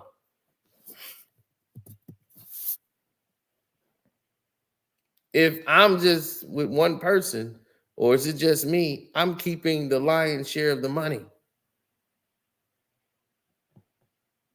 I own the videos. The property, the material, everything is mine. I own it. That means I could take my video that I do here and put it somewhere else. And YouTube can't say nothing about it. I could put it on my Patreon. I could put it on anywhere I want. YouTube can't say anything because they don't own any of the videos. What YouTube does is they are a distributor. You're paying them to distribute and promote your content, and they're putting ads on your content because they trust they can put premium content on your channel.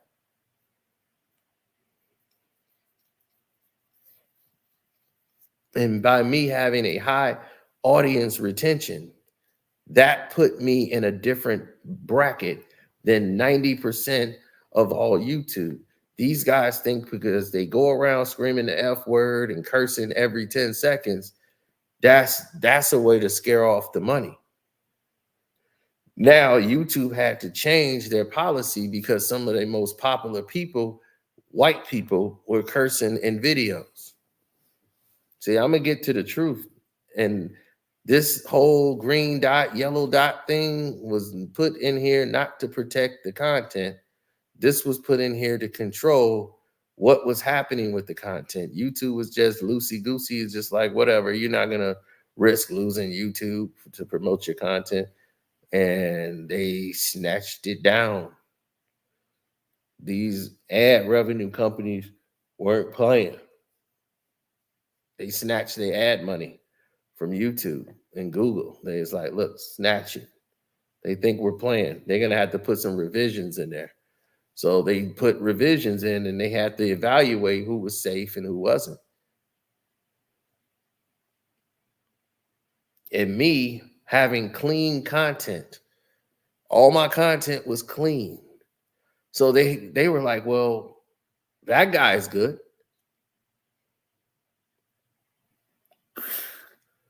They went through my whole thing, scoped it, and when everybody had to go clean their content up, I didn't have to. So before they made it a rule, I've already was on that platform because I didn't want to limit my content to people because it's a whole bunch of curse words on there. But see, a lot of these people don't even own their own content, even on a podcast. That's why you see all these podcasters fighting each other, right? You see they split up and they start fighting, and then 2 guys go get their own podcast, and then they run off and they want to do their own thing, talking about the money ain't right. This guy ain't paying me, and he ain't paid me, and I'm on the content, and I should be getting paid. Don't you see that happening on every podcast show? Do you know why? Because it's just like being in an R&B group. It's not enough money to go around. Especially when you like the star of the R&B group and you realize, why am I staying here paying everybody else and I'm getting change and everybody here to see me?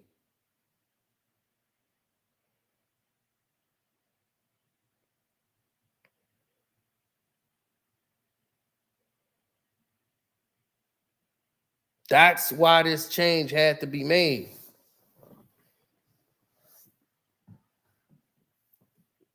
A lot of these people, their material is owned by other people.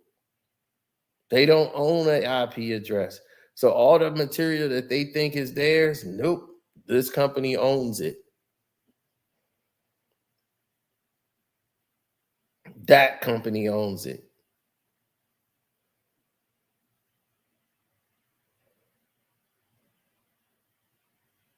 I mean, you could put that with a lot of content creators and podcasters out there. And you start putting these figures together and start thinking they're making all this money, right? A lot of them are not. The majority of them are not.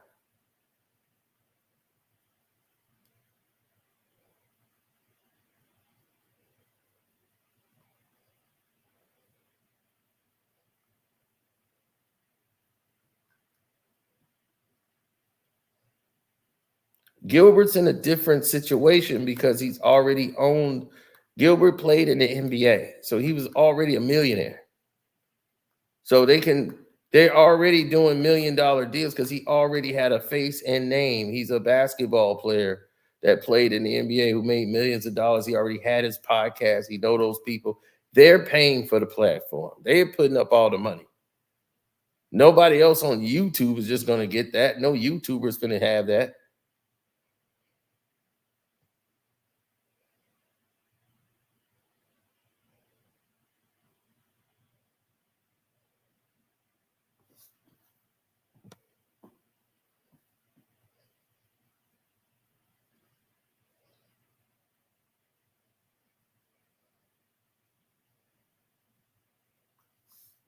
He probably has.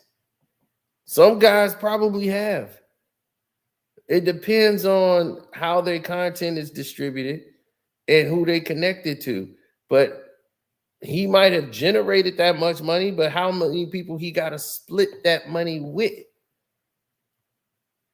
I mean, he might end up with a good, subtraction, but do he got partners? Do he got a film crew he got to pay? Or is it just him? Who does he work with? Who is his editors? Who is his promotional team? Who do he has to pay? That's what you got to understand. Other people got to eat too.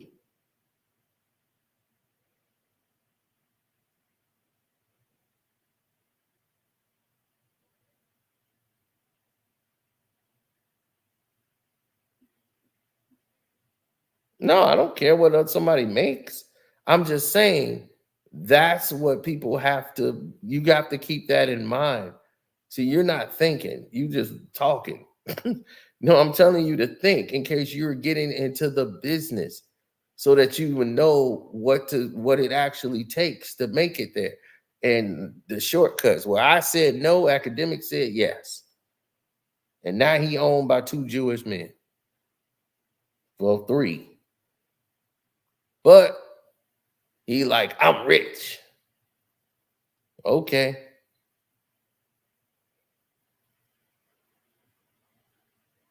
Now you work for 3 Jewish men. Congratulations.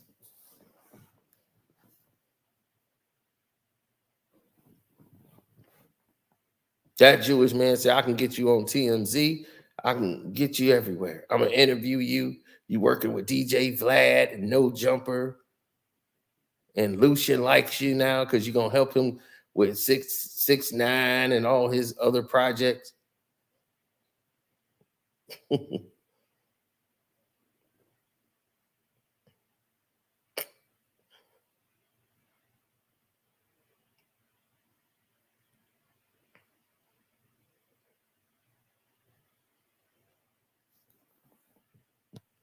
What hey, I'm not partnering with you. I don't have no reason to hate you.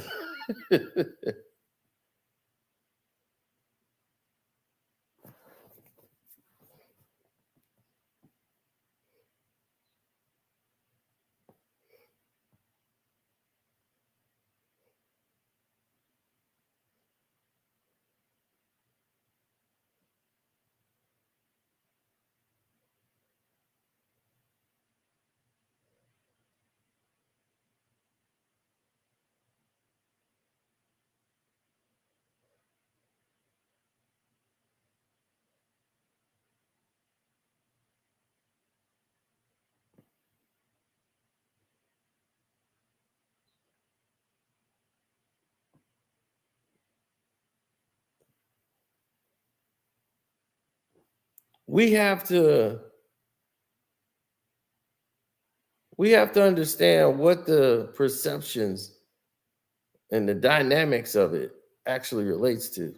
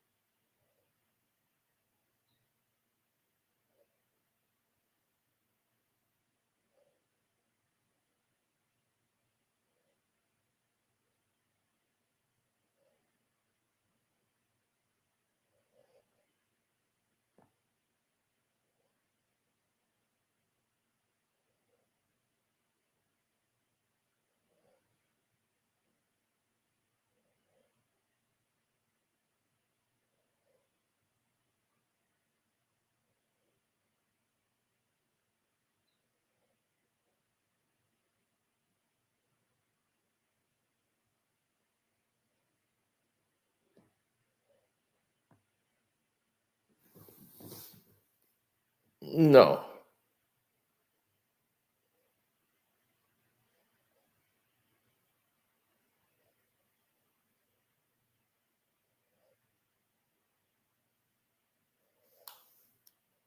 No, not at all.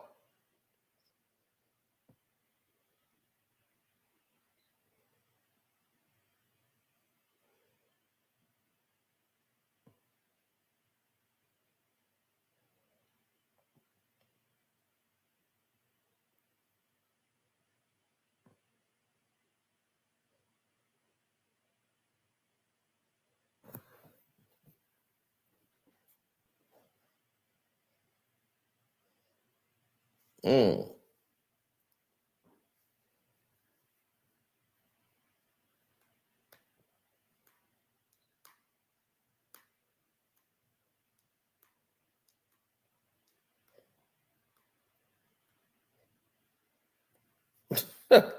Whenever you see a situation where you have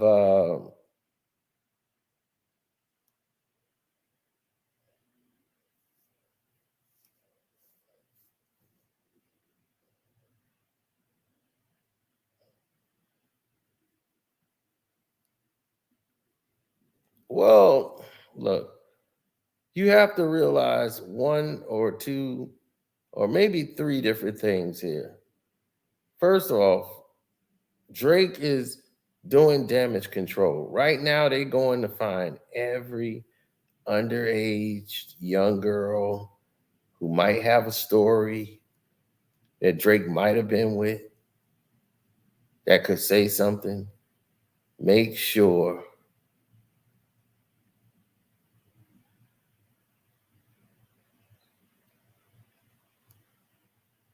it's no.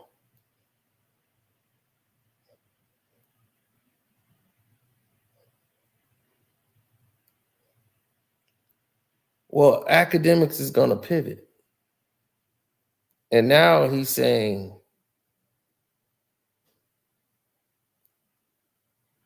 that Drake lied about everything in his last live stream. Everybody sending me the clips, the links. They was like, he lied.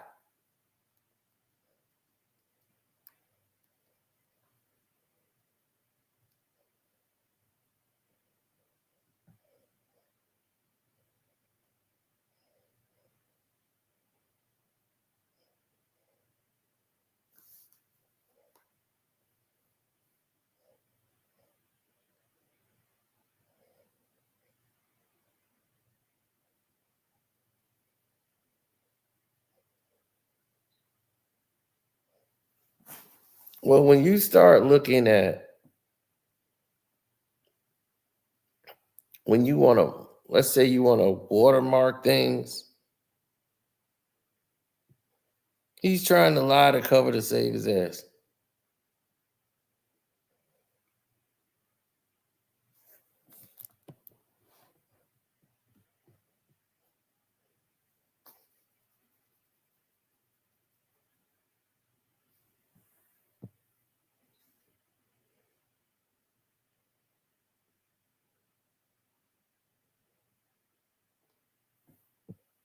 Shael, that stuff is planted, okay?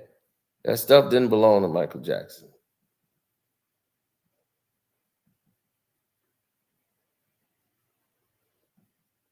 See, here's the thing. Michael Jackson was never a pedo. Never. This was all a plan to try to find a way to strip Michael Jackson away from his Sony and that Beatles catalog. This is all that was about. Sony wanted a piece of it as much as they could, and the only way they could do that is to destroy Michael's own brand. They had to tarnish it because his Michael Jackson catalog is bigger, damn near bigger than the Beatles. So now you start sabotaging him. Now the radio stations are not going to play him. So now your catalog is losing money because they're not using your music in commercials. They're not using it in any movies. They're not. And this is why he always thanked Chris Tucker, because Chris Tucker used Michael Jackson's music even when they didn't want him to do it in Rush Hour. And he fought for them they were going to play another song. And he said, no, I want Michael Jackson.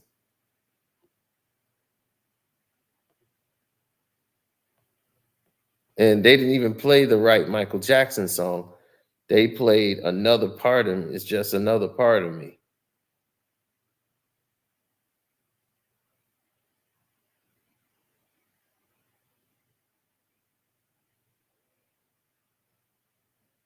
So, like I told you, on the Patreon, we have the killing of Michael Jackson, and we're all the way up to part 7. And we break down this whole thing. Stuff y'all never knew about Michael Jackson.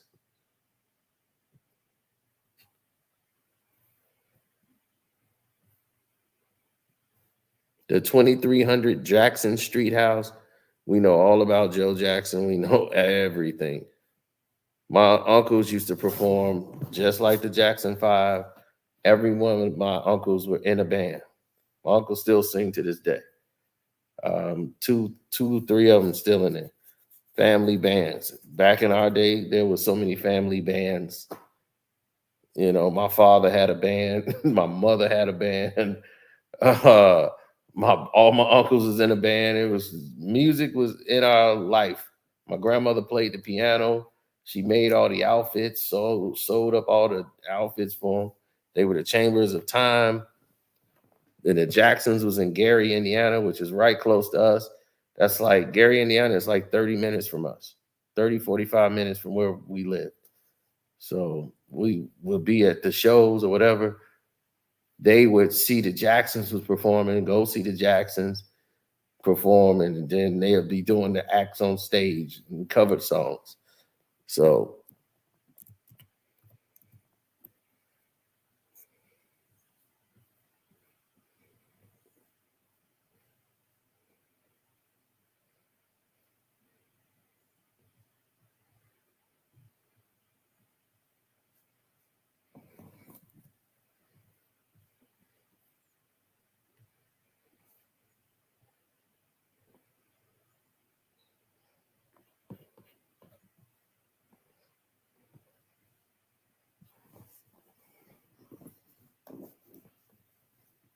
Mike just decided he didn't want anything to mess with his voice. And he felt sitting there being with women and all that tears your voice apart. Being in relationships, he didn't never want to be in a relationship. He had to control all the situations.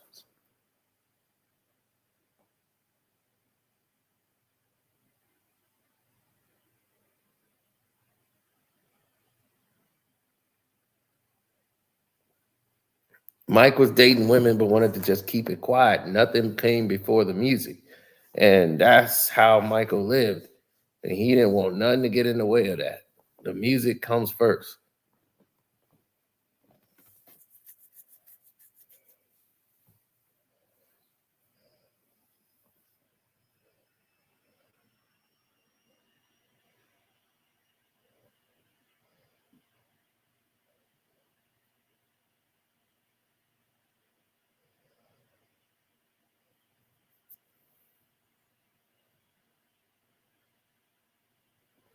Not really. That's the thing. That's where people are wrong. That is 100% incorrect. And they're not all profiting from the beef. That Drake isn't profiting from the beef. Drake is in a bad spot. He's almost getting Ja ruled. He's almost at the point where he's got Ja ruled. Except for 50's not the new wave. Kendrick's already been like the guy. You know, like Kendrick's already, I don't know why people think like Kendrick is this. Kendrick don't sell any records, or Kendrick is this. Kendrick Lamar does sell records. His songs have beat Drake before. Drake congratulated him before when he passed him with the Black Panther soundtrack. So I'm like, look, Kendrick Lamar has already been up there at the top. Drake just keeps putting out record and record and record and record. Kendrick don't do that. Kendrick can drop an album every 2 years. He did the Black Panther soundtrack in the midst of him just doing the damn album. Then he couldn't put out any work because he was going through a court process with Top Dog and his financial freedoms.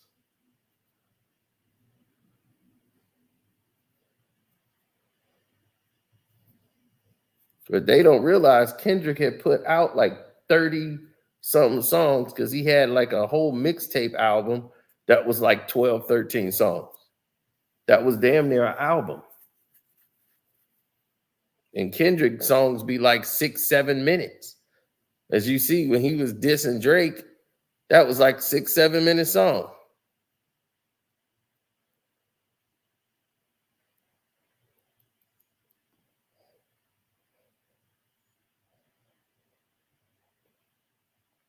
That's not going to happen to Drake because Drake's going to base it off the music.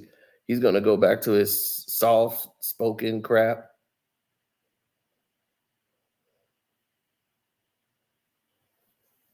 Oh no, he's finna drop this. Listen, he's finna drop. I'm gonna let y'all know right now. He's finna drop an album the same time as Kendrick because he knows that's the best way to make some money. Is I got to drop when Kendrick drop. So he's trying to rush to get this album done. Kendrick album drops in like a month. So he wants to have his album all ready to go. See, Drake already was working on new music and he already got these songs and stuff. The beat is done. Now he's going to go back and add a couple of lines to it.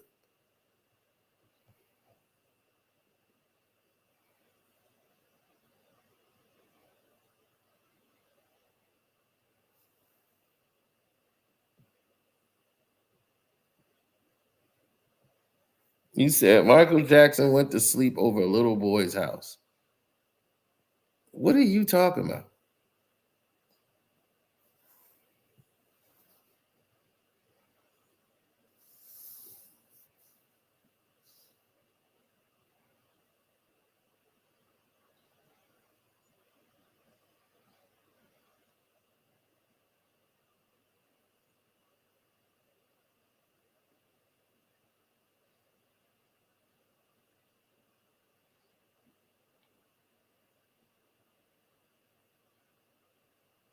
Well, Drake is in a bad situation because he could be sued.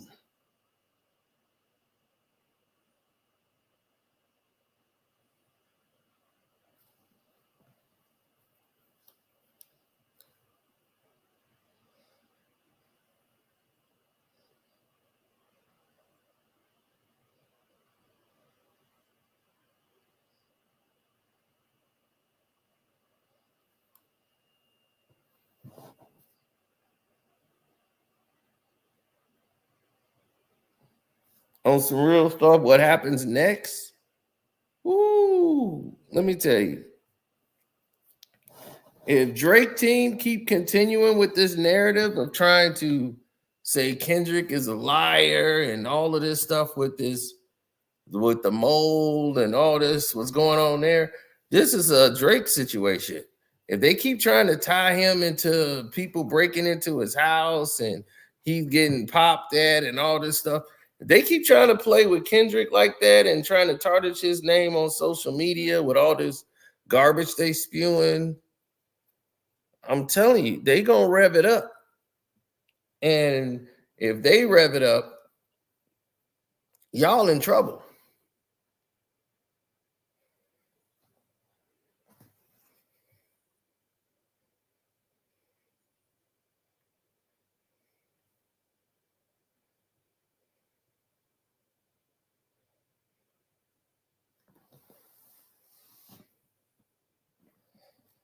They know what the situation requires. You see, that's what kills me. Hit the like button, y'all. I wasn't gonna make this long at all, but they forced my hand. They really did. They pissed me off. So I hate when they lie and try to make it like it's facts. And they tell half truths.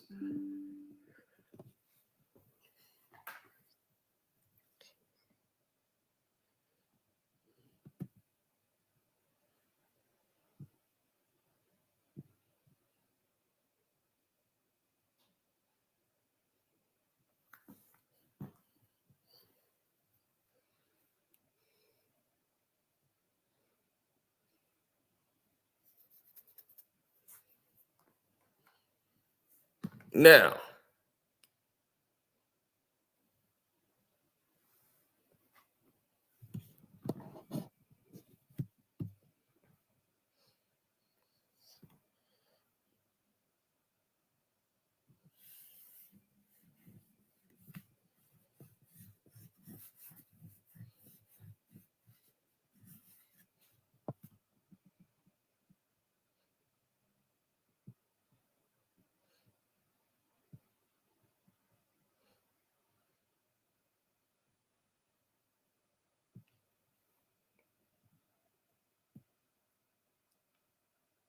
oh no.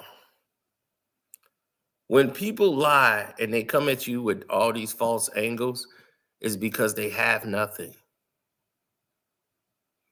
They have nothing.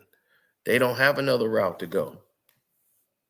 Kung Fu Kenny is the man. You better believe he the man. Because they fear it.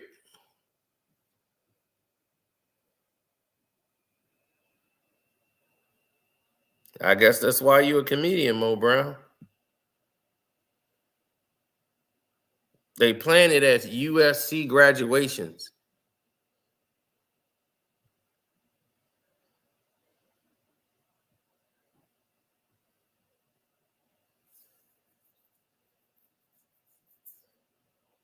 It's the song of the summer. Now, Drizzy need to be concerned on, the alleged other children.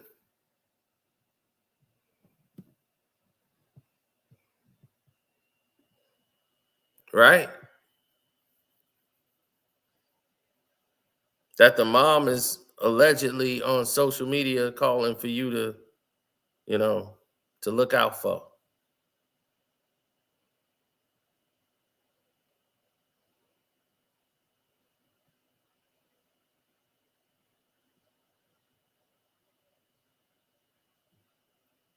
You need to stay out of cringy interviews.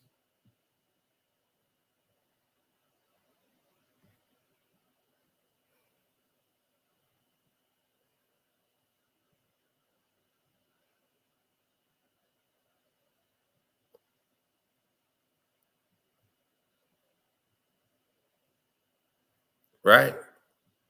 Stay out of those cringy interviews.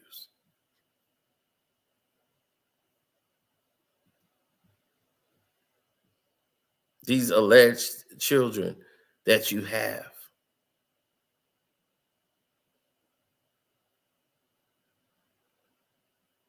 Stay out of these situations.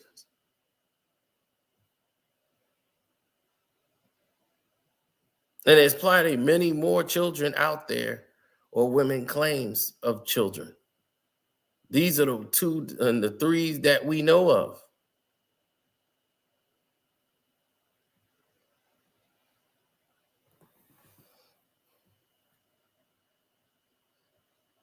This is why he was so adamantly saying, find my daughter. Because he know damn well that there's a son.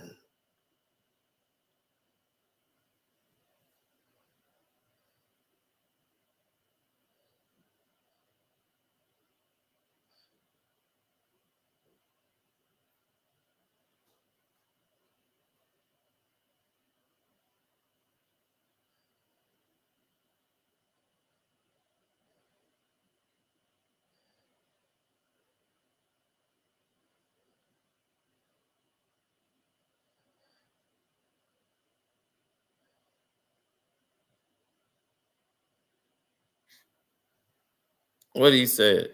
So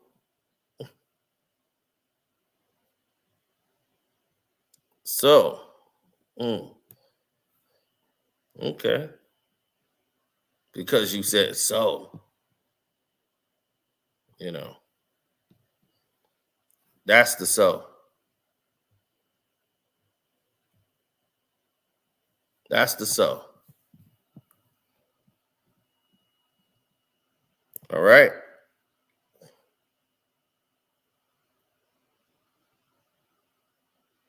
When your overgrown ass is out here with these young ass women, that's the so. And you get spotted because people are watching you now. You gonna have to move different. Even your academic then told you gonna have to move because everybody thinks you gonna have to move different. Yeah, you gotta move different. Now watch what they gonna do. Watch what they gonna do. Lucian Grange is gonna find Drake a fiance.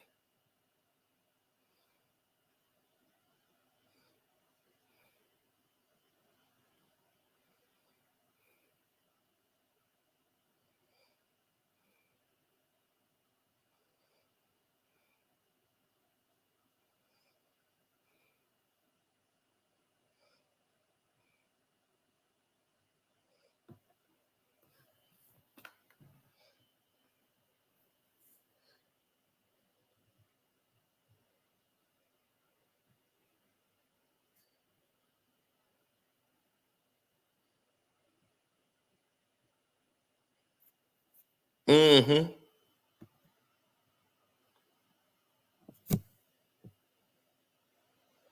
That girl right there looks like she's in high school.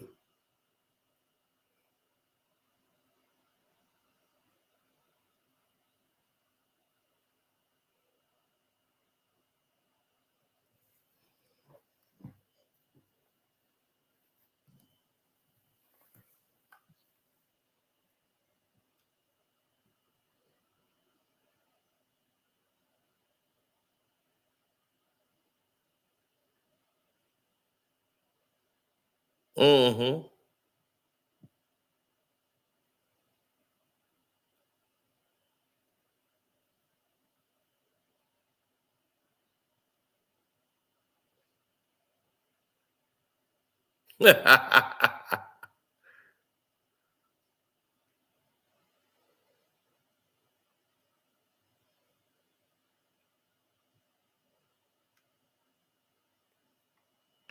No, what's gonna happen is they're gonna find Drake a fiance. Watch.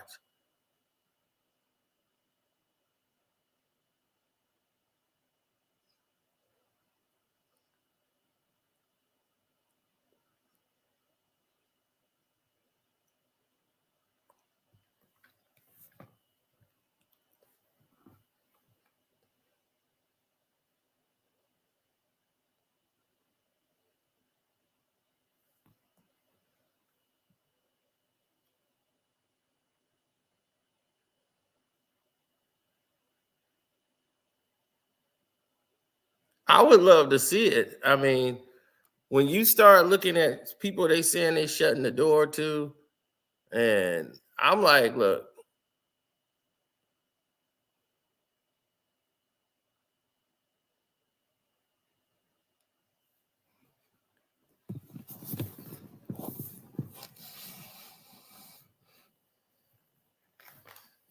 it's my knee brace. Okay, well, there goes the extended warranty. Exactly. That's what they warn you about.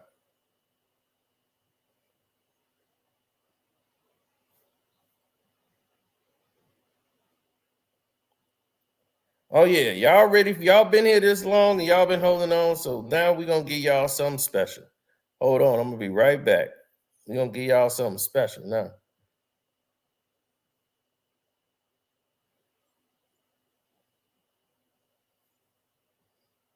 I'm gonna be right back. Don't go nowhere. Y'all been here this long. I think it's time to give y'all something special.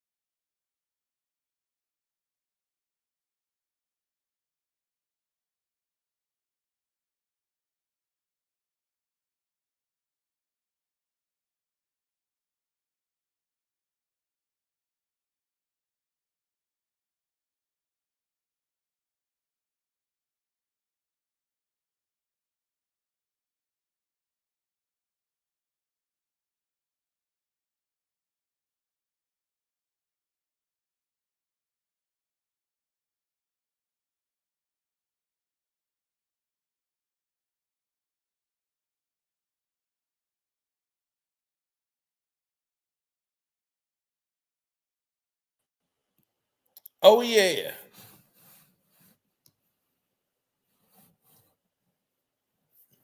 Now, let's get down to business.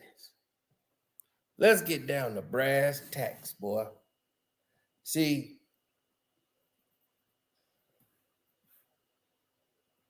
Drake got a little problem on his hand.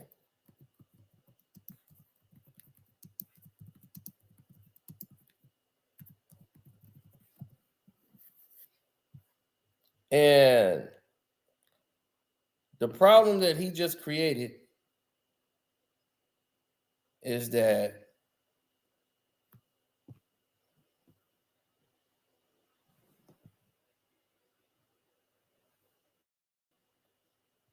Drake appeared to have created his own security company called Jungle Lion Security. Now, after years of blaming trespassers, uninvited guests, he created his own security company to safeguard his estate, right? Drake created this company that operates on his Toronto property.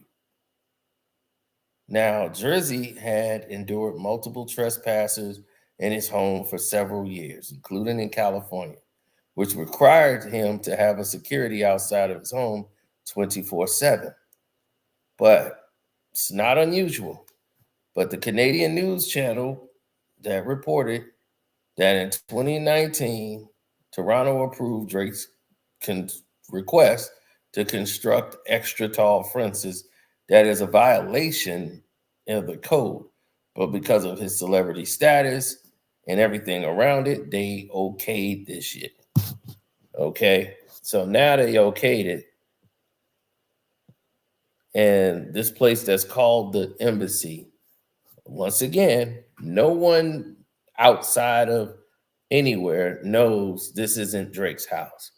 He advertises it. He films outside of it. He says it's the embassy. Put the embassy right outside of it. They have it where you could drive up to Drake's gate. He's not a gated community.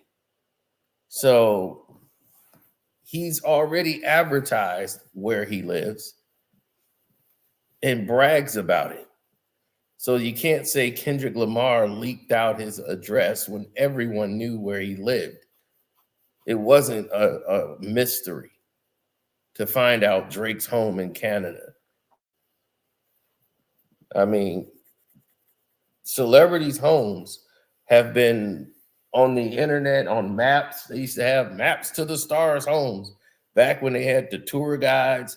You can get on a bus and take tours to celebrities' homes and stuff like that. So these things are not hidden from people.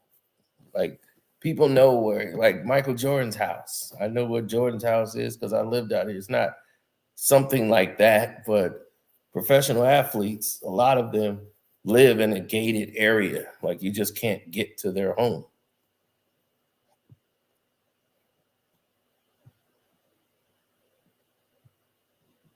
So Jungle Lion Security was parked outside of the gate.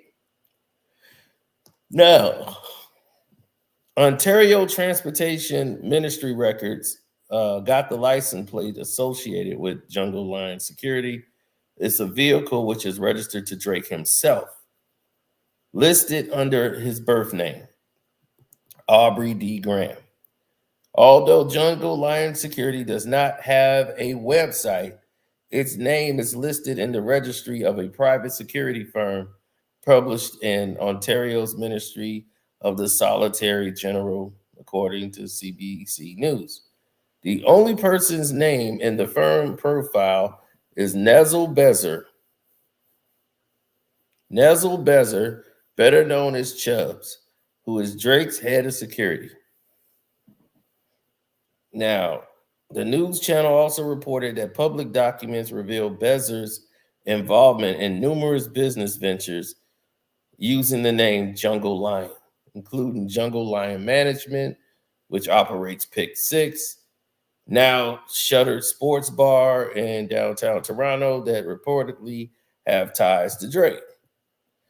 Now, the name Chubbs may be familiar with y'all because Chubbs' name was mentioned in the rap battle, and Chubbs is like Drake's right-hand man since he came into the game and everything else.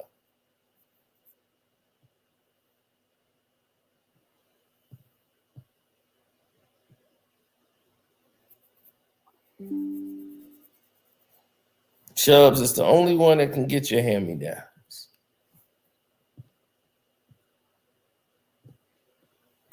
So now this presents a new problem. See, when you're a celebrity, you have to have a different type of security. You know, you got people that hang around you who's just they're security, but they're not security. They're not on file.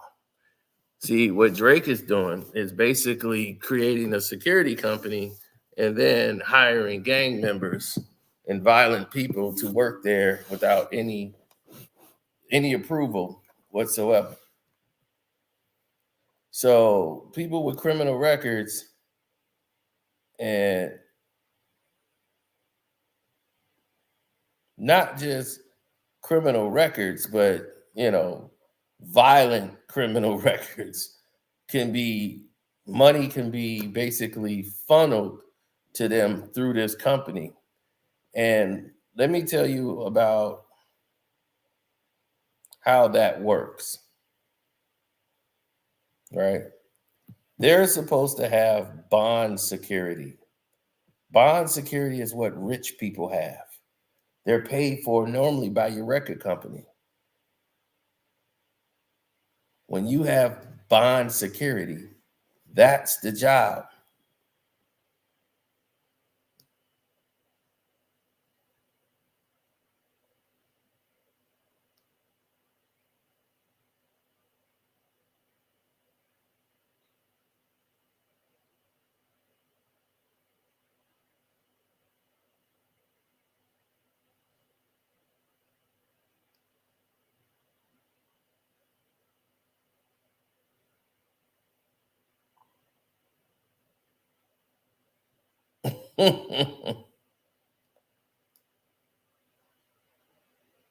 Well, we gonna find out because everything's finna get odd.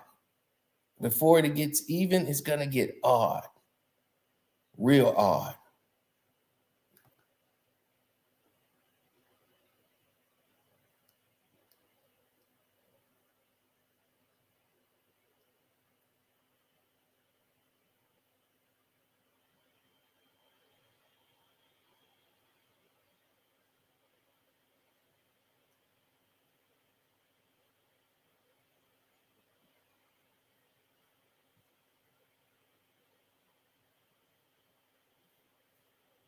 Mm-hmm. So why is Drizzy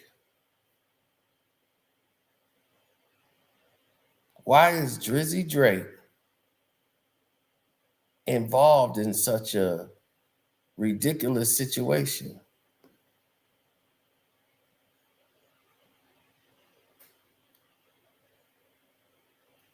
Let me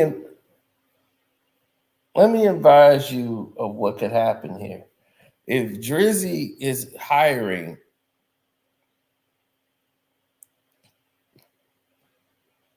let's say he's hiring security, right? That's supposed to be bond security.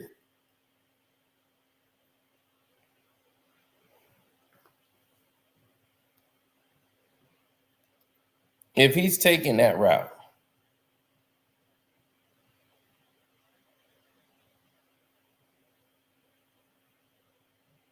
right? Let's say he's taking that route.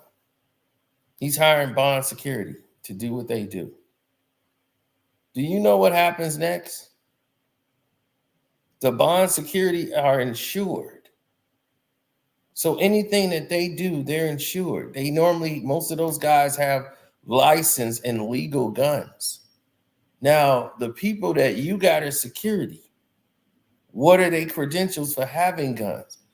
I heard your security in the front of your gate don't even have a gun. So if they didn't have a gun on them, what was the point of him being there? in front of the gate.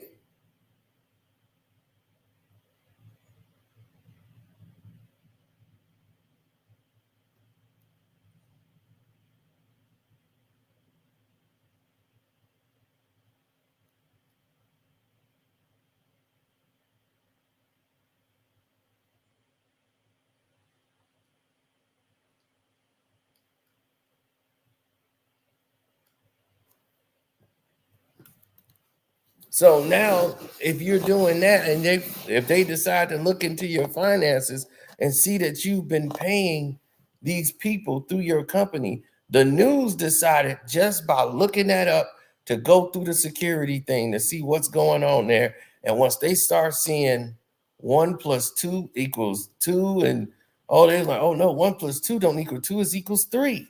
Oh my goodness, this is crazy. We're finding something. Let's keep digging into this. How long before they dig in and to find out that that guy who was supposed to be security is not on any paperwork for your security company? How long before they figure that out? Then they're going to want to figure out who the hell is he really? And how the hell was he your security? And why the hell was he on the door if you got a security company? Okay, where's the paperwork for that? Where are your tax forms? The IRS and the government might be interested in this. You think when the news is not looking into stuff like that, just like they decided to run your plates and bring that information on the news?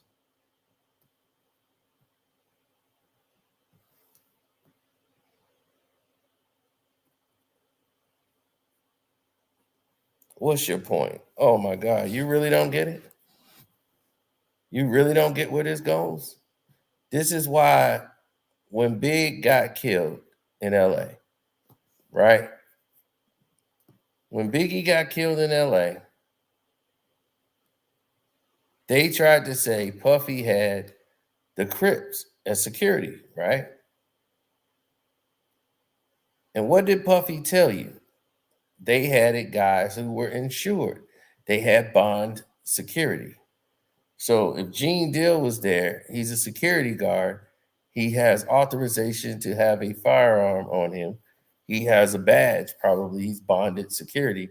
He made sure that they are legally there. All the security he has is bonded security. They're paid for. So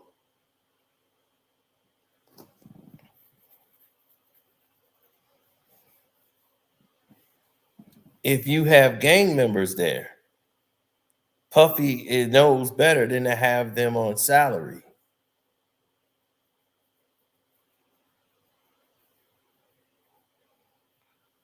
They're paid in a different way, in gifts, in favors, but you can't have them on the payroll. You know that. They can't be on the payroll because now that opens you up to a whole different type of case. So you can't just, I hired the Crips. Can't do that. Can't say, oh man, I hired the Bloods. You can't do that. Somebody has to be providing a job or service that they can do. And definitely you don't want to hire them for security. And it's like you hired gang members for security.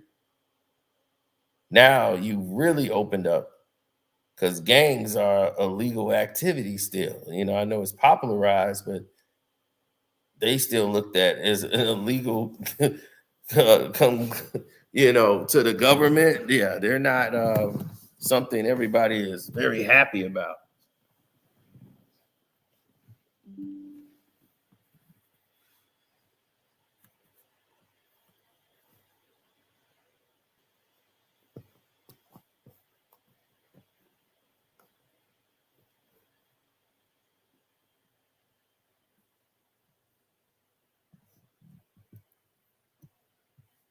Yeah, pretty much.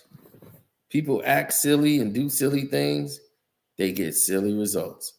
So now he's claiming, like, the reason I have it is for all the break-ins at my house. Oh, come on now. If you don't believe these are staged, watch this. You will never see any of these people go to jail and serve any real time.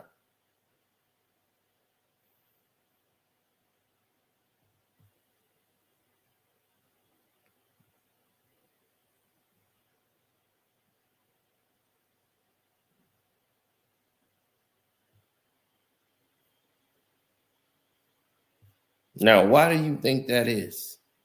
They're not serving any real time now.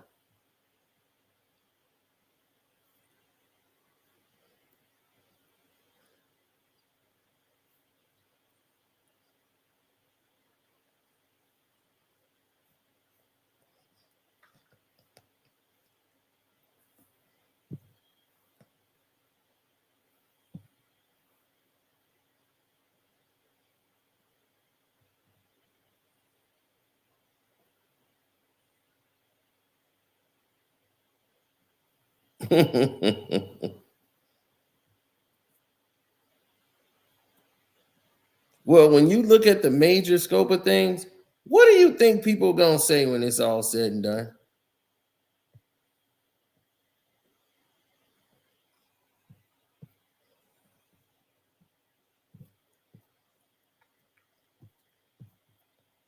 You think any of these guys are going to say anything that's going to make sense in the long run?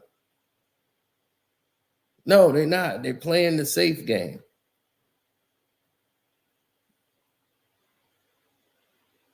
So at the end of the day, if they do anything, if a shooting and they find out you paying these dudes on a payroll, that brings your whole company down. That brings you down. That brings a whole lot of stuff down.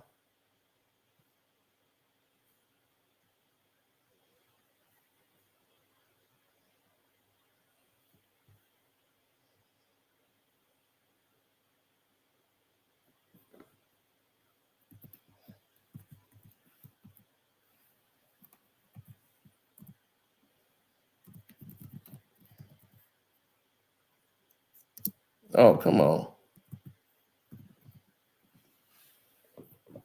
These dudes know, man. They know who Kendrick is. They know what he represents. This ain't got nothing to do with Kendrick. This got everything to do with Drake. He's creating this scenario. He's created this, and by his lies he keeps telling, and the fact that he thinks by not telling something, I'm not lying. My being deceptive is working. You run around here chasing iCarlys when you need to be focused on the music in all of your ways, which was considered weird for years, and people was talking about it 5 years ago. Now all of a sudden they act like it just came out of nowhere. You've been a weirdo, and people could see it.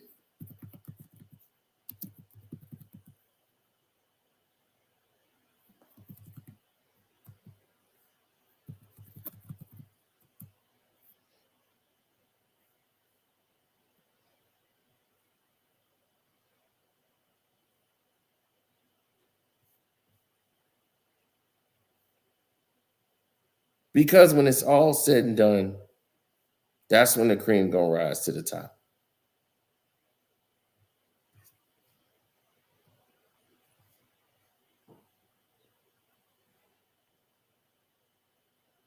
Absolutely, when it's all said and done. That's when you're gonna see people start to make a change and say, hey, maybe we should do it this way.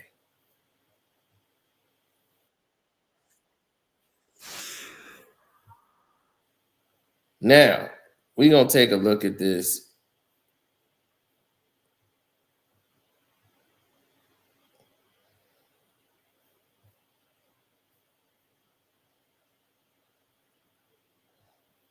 Now, this guy had a good breakdown and talking about Christopher Alvarez, the young person who's handicapped and disabled that was in the chair that y'all saw. Of this video containing none other than who? Allegedly Christopher Alvarez, the guy who was spotted in the lobby on that steel frame, right? with Drizzy Drake and his security. And, everybody is trying to figure out why was he there at 3 in the morning in the lobby with Drake. And this happens to be at the Hotel The Mark. And if you know anything about The Mark, it was exposed when Jeffrey Epstein had his whole ordeal going on. And they said that The Mark is where this incident took place with Christopher Alvarez. And allegedly, the Riddler is trying to get rid of this video to a potential buyer. And this buyer wants to try to get this video, but they want to know what the contents are. And the Riddler told him, hey, it's a video containing information with something happening to Christopher Alvarez. Wow. Yeah. Now, all this is alleged, you guys. Now, how did the Riddler get her hands on this tough book, this laptop? Who knows? But she has it. And she's negotiating a price. And the potential buyer in the first message, right? The first exchange of messages, they tried to lowball the Riddler. And she wasn't going for it. They tried to offer her $120K for this alleged video of. Now, here it is. They talking about 150K when this person wants 800,000.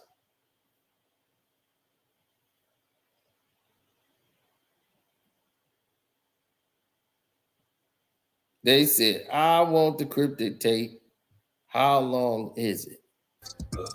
I think it's a freak off, maybe, or something along the lines of Christopher Alvarez in a very compromising position, allegedly. Now, Christopher Alvarez, who's a man, who's a male, why is he dressed as a woman talking about, I don't know what happened? Now, if there's videotape that's something going on with this person and it's connected to OVO,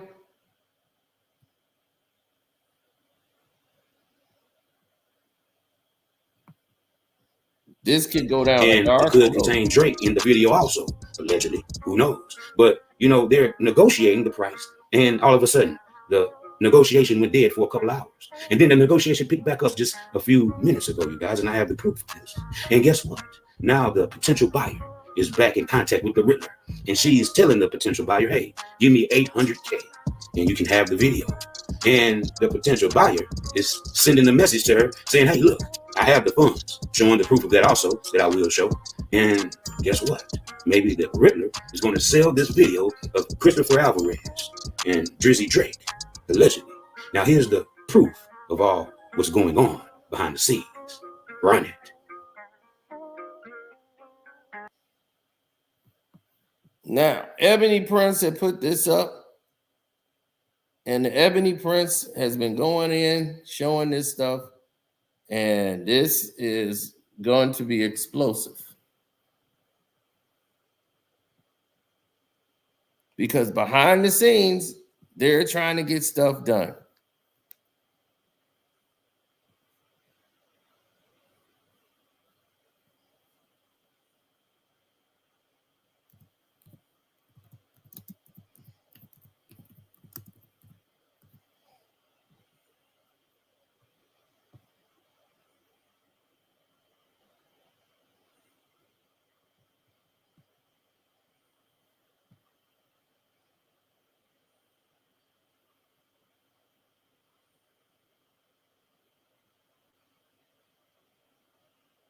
Absolutely.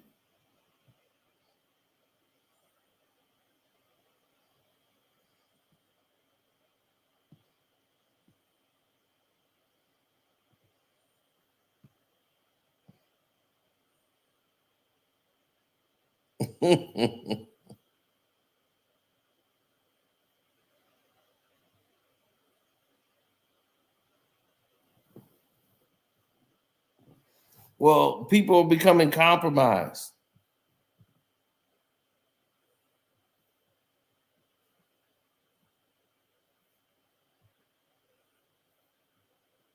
Oh, 100%.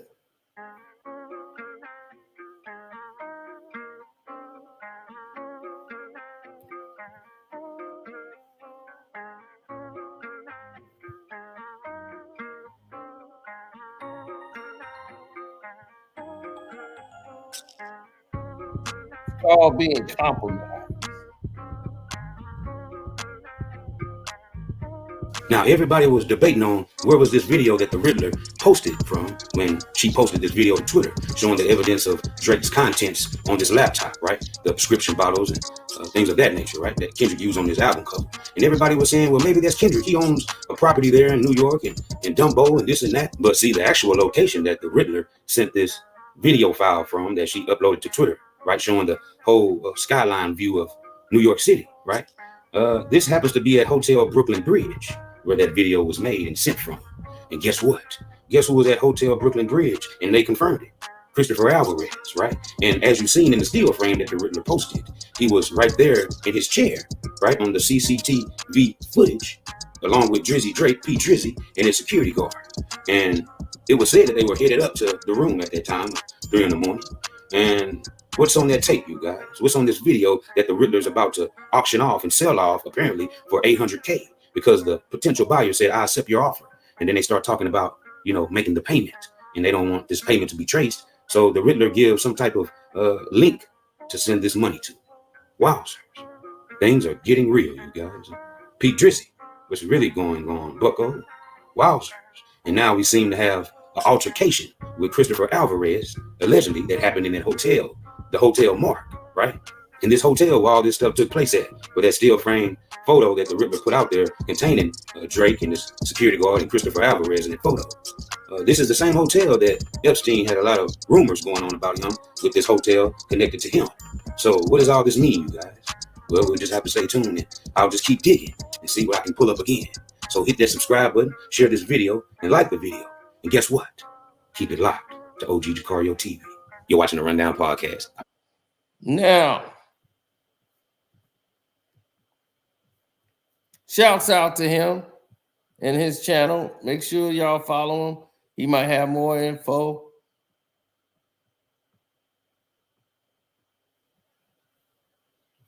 Now, the take on what's going on here is something fishy is happening around all this encrypted stuff that the Ebony Prince has been providing.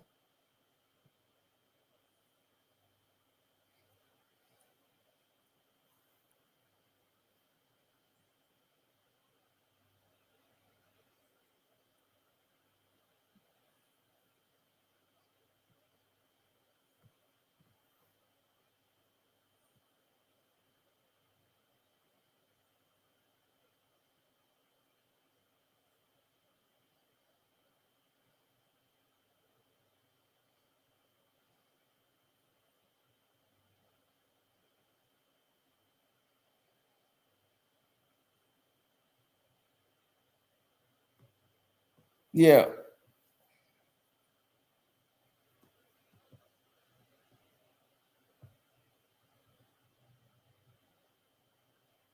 Well, this person is really going there.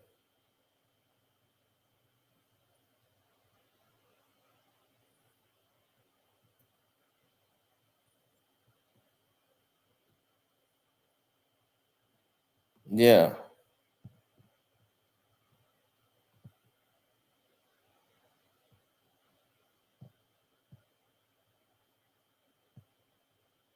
I'm just trying to wait till he drops the bag, like the bomb.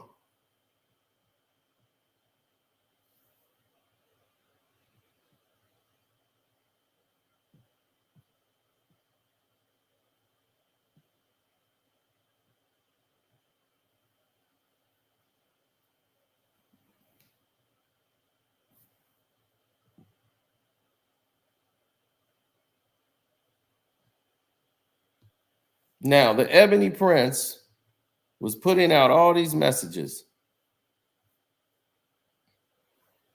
saying, your team are applying pressure. I can't lie. Big ups to Mr. Allen in the Jamaican connection. He told me a few more crawled through that hole in Jamaica, whatever. But in the house of Ebony, we use pressure to make diamonds in the form of legends, icons, and pioneers. Now, he's from the house of Ebony. Michael K. Williams. Now, the House of Ebony is a place that's mostly like a dance hall performance place. And academics tried to call them a cult, a gay cult. Crazy. Yes, there are going to be a lot of gay people in dance. I'm sorry. I don't know what to tell you. It just is.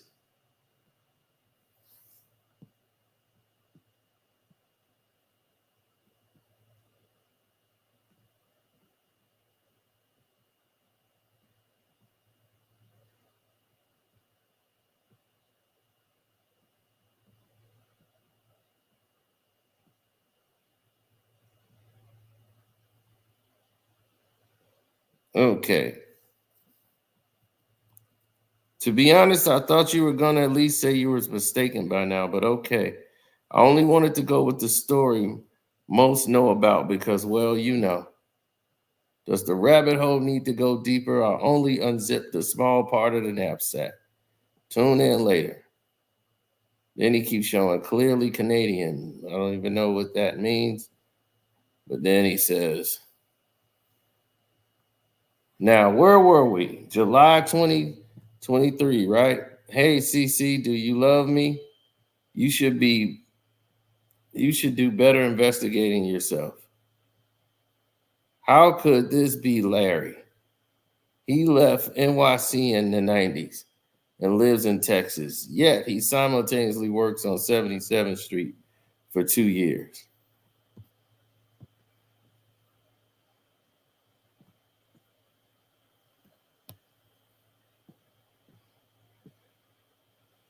And now for the NYPD viable portion of the story.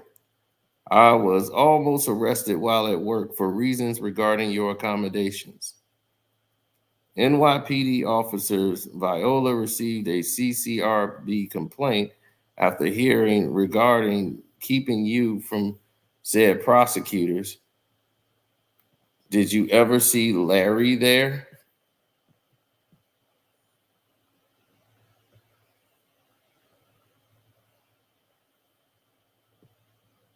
And I guess he's relating to this video where some fan tried to get at Drake. And that guy was keeping the fan back.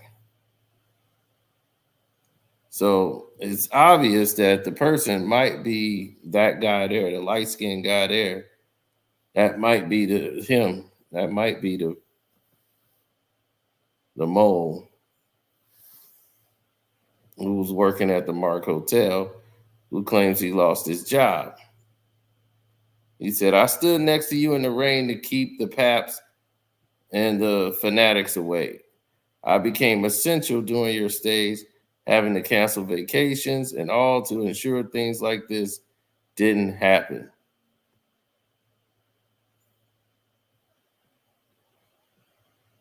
Sorry for the hiatus. Emergency house meeting with the elders.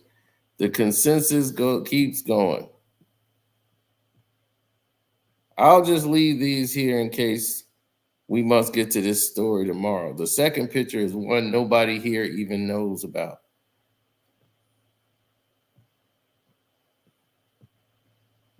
Okay, certificate of completion, mandated reporter training, identifying, reporting child abuse and maltreatment. Okay.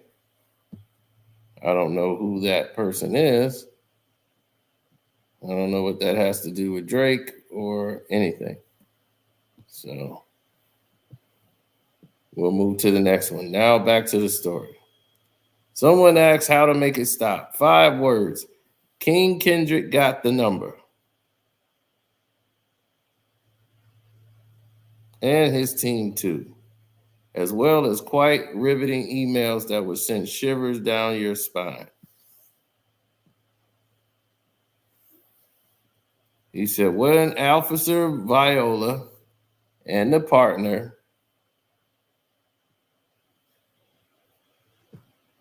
Officer Wilt entered my booth, they informed me that Since there was a complaint present who alleged assault, they would have to take me in unless they saw footage of otherwise.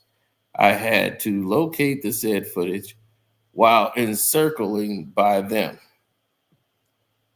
We're not in the rapport. If it wasn't for the rapport I had with these guys, I wouldn't have even gotten that. Lucky for me, that was a breeze. There was no need to call Miss Edwards again.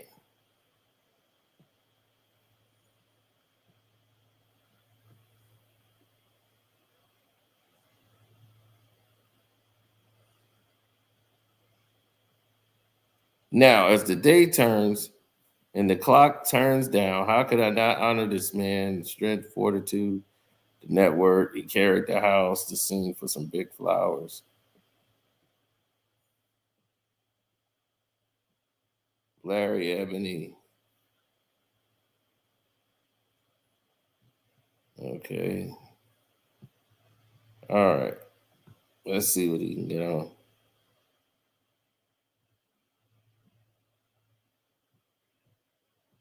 Are we getting back to... I guess that's it for right now. So I guess that's all the Ebony Prince got for now. Until tomorrow. No, he's got more. To all the bloggers who still assume to know something, you are a part of the problem, which hopefully this exposes as well. This conversation is between associates that none of you know. Shut the F up and watch the show. Yep, that's what we're doing. I know you're talking about academics. Don't forget this, though. 11/9/2024. Pioneer Larry, The Bloodline, The Game, Volume 6.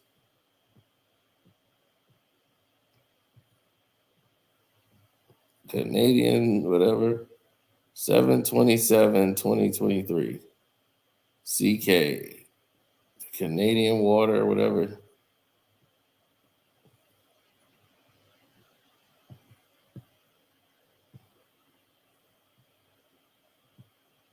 So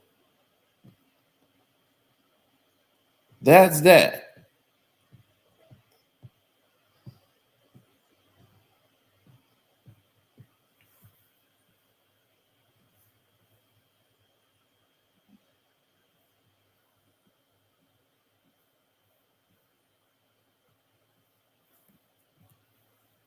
So the mole is out there who was exposing emails and conversations earlier about what's going on, what's going down, with the conversations he's having and with the negotiation. And boy, oh boy, oh boy. They do not want, yeah. This is looking bad for old Jersey.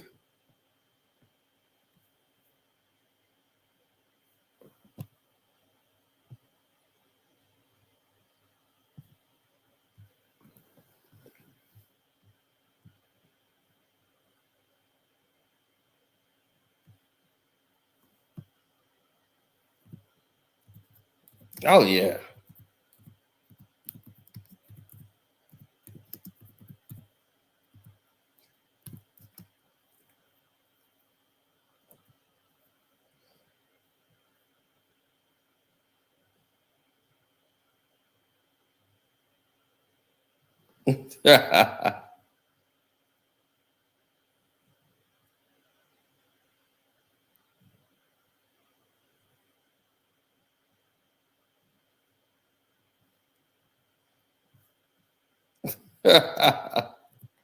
Yeah, this is gonna put a lot of things on hold.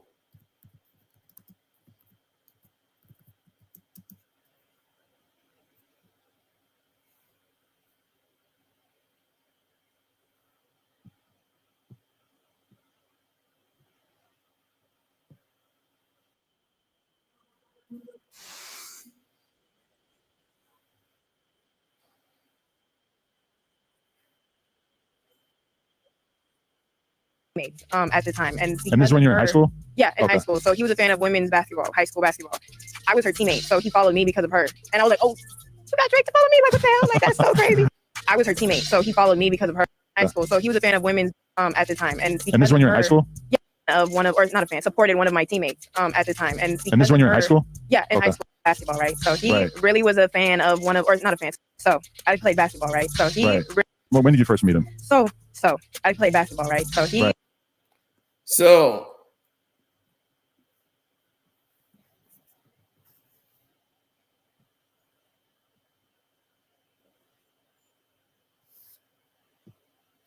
Well, we gonna see what happens if this Ebony guy is gonna sue by tomorrow afternoon. So by the time I wake up, we will know if Akademiks and Drake is being sued. Akademiks doubled down, told him to eat a D and everything else.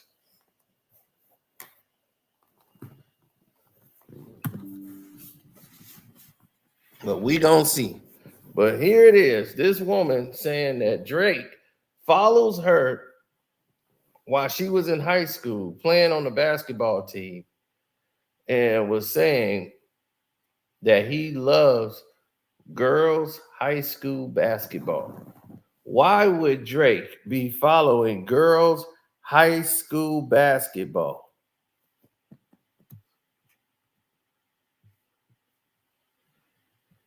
And he's following her when she was in high school. He really was a fan of one of, or not a fan, supported one of my teammates at the time. And this when you're.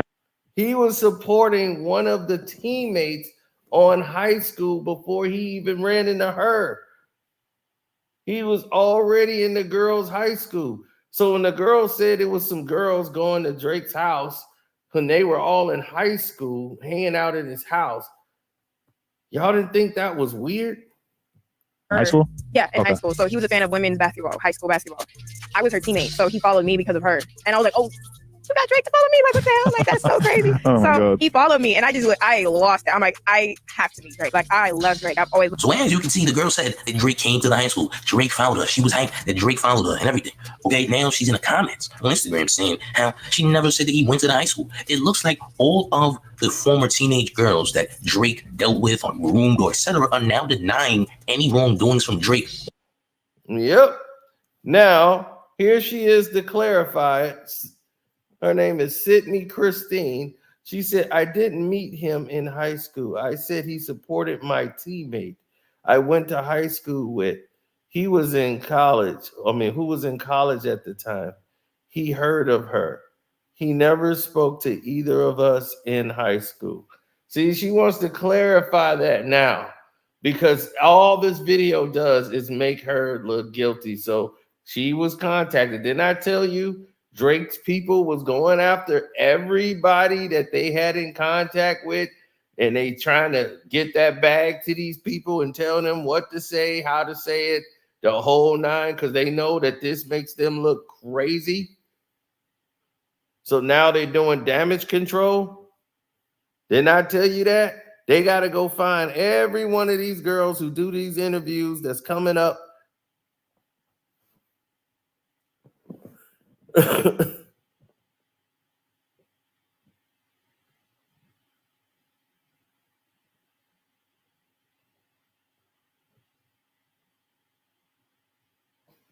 Now she's lying. Now she's changing what she said. She said Drake was a fan of girls' high school basketball, and he was following somebody who she went to school with on high school. But now he said, oh, he followed her when she was in college to try to age her up. That's still ridiculous. When you just said he was a fan of high school basketball, girls' high school basketball.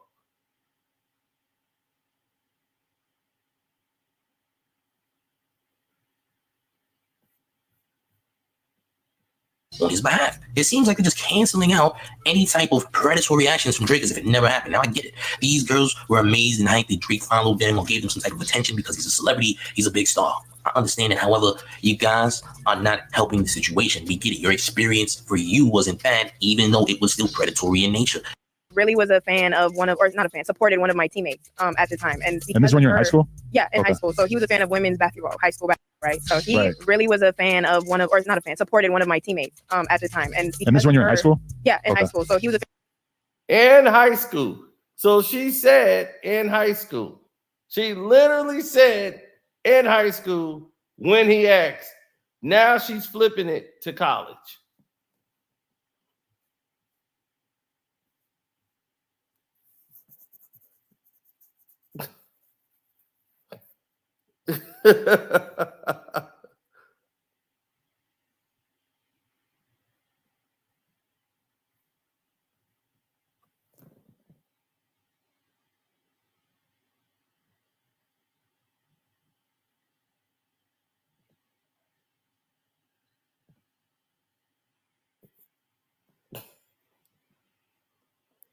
Drizzy Cosby is at work. He more like Drizzy Epstein right now.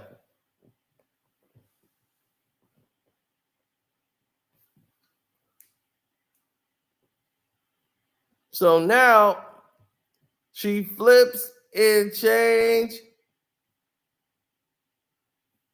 You can't tootsie slide up out of this one.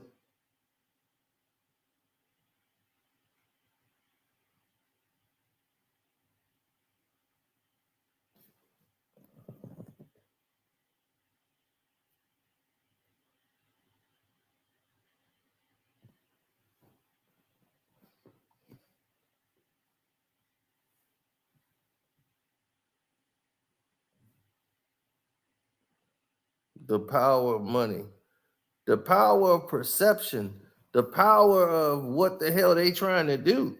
It don't make no damn sense what they trying to pull here. Now, this is just the tip of the iceberg. Oh no, they ain't gonna hit Rico. They are not finna Rico no Drake. They'll Rico everybody around Drake and keep Drake out of it. Drake is protected by those people that I kept telling you about.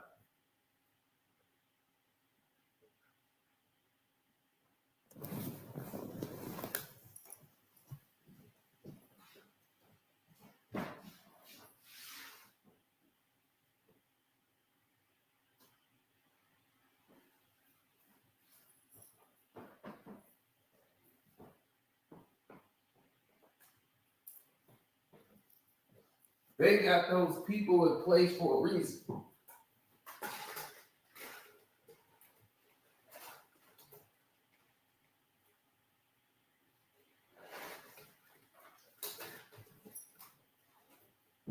Those people are placed in those positions for a reason.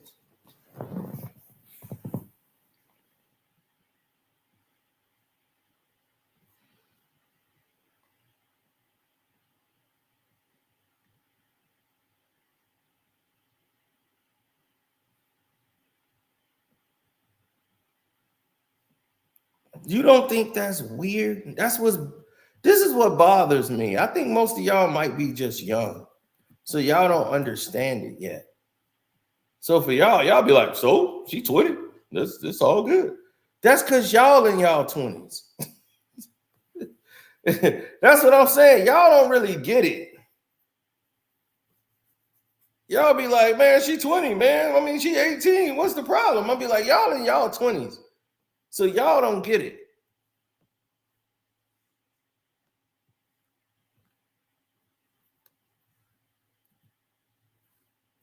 Y'all will get it one day.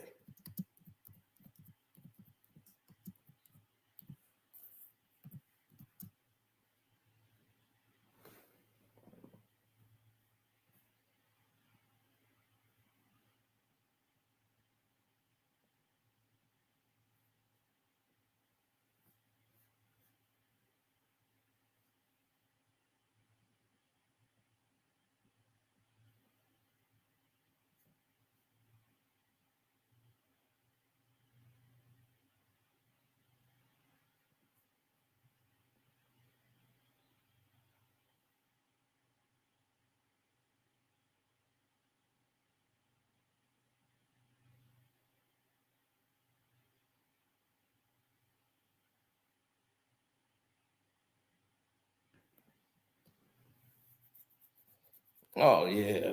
Look, they know what time it is.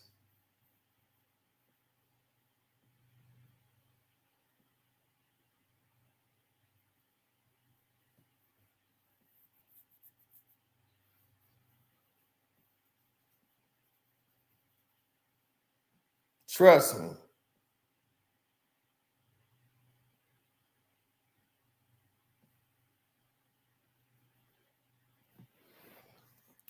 You can't. There's a long list of too much young girl activity. Like, you go to Turk and Caicos and you see this young girl here and say, oh, this is the one? Come on, Drake. Come on, Drake. He thought because this was in Turk and Caicos, nobody is going to find it. Nobody's going to see it. Nobody's going to know. And I was one of the first ones to bring this to light. And there's Drake, takes her out on a date where she works, serenade.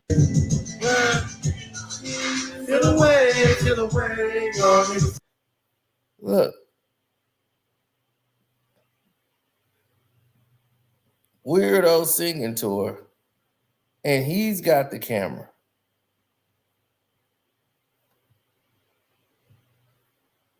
And then puts the camera on her and brings it back. He is so happy and in bliss to be around this girl that she accepted to date her.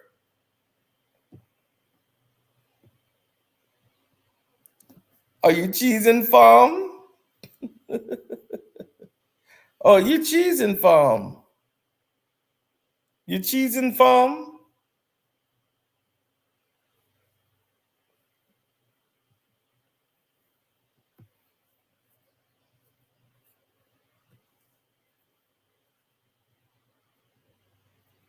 So you in bliss to be around this young girl.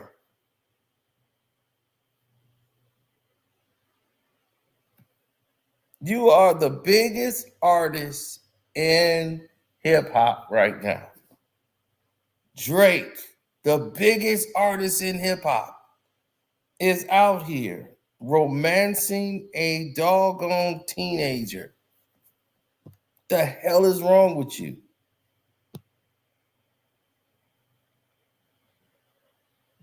Takes her out to dinner.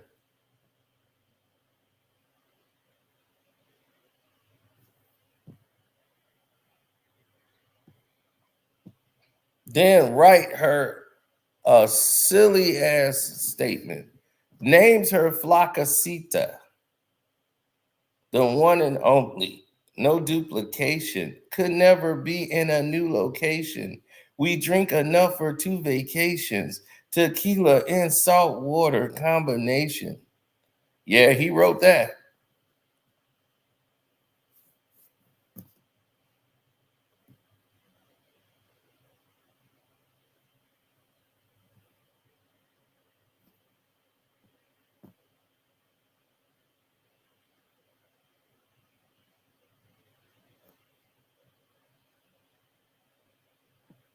Exactly. Why does he got all this money but has to mess with kids? You see, you just answered a very big question. Now we could clearly see Drake is here in Turk and Caicos with this young girl who works there. She works there. She served drinks. And they say, hey, well, the age of consent there is like 17. You see, they keep talking about age of consent. That's not the problem. She works at Noah's Ark in Turk and Caicos. She's a server. It's the fact that your mind is saying that. Do you think like age of consent goes through an adult's mind when he sees a kid? Like, how old are you? Okay, okay, I'm legal. The fact that you're looking at a child, a teenager, and you're thinking like that, that's the problem.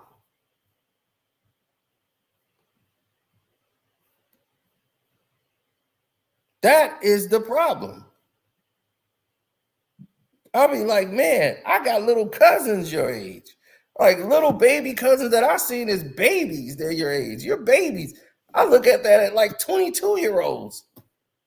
I'm like, oh, they 22, they babies. And that's how I look at 22-year-olds.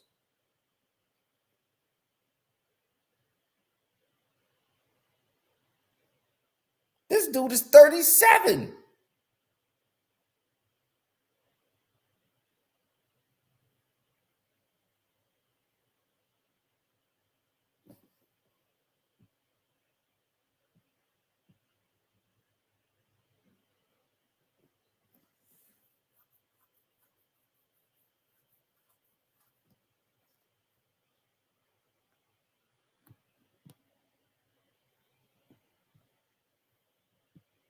So allegedly, Drake paid for her birthday party. She's getting all dressed up to go out.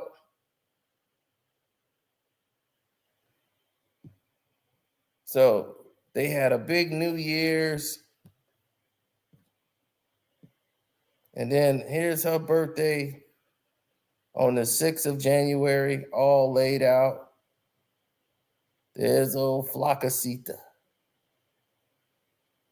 Drake's comes over for her birthday.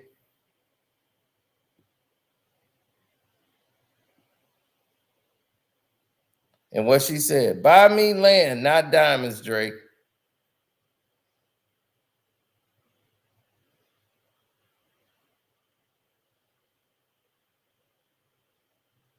Flocka. Got it all decked out for her. So allegedly, Drake laid out all this for her.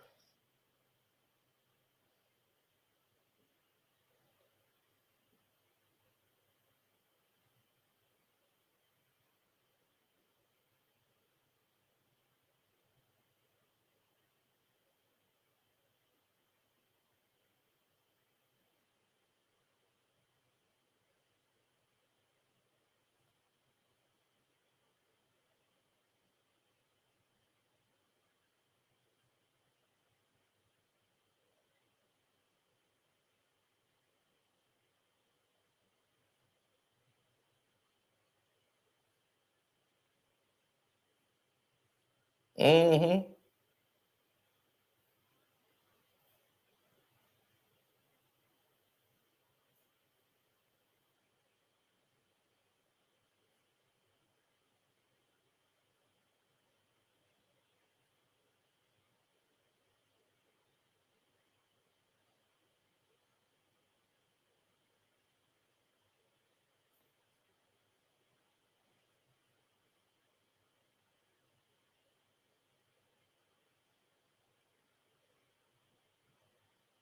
Oh, there he is. That we're doing a Flocka how you say? Cumpleaños. Cumpleaños. That we're doing a Flocka how you say? Cumpleaños. That we're doing a Flocka how you say? Cumpleaños.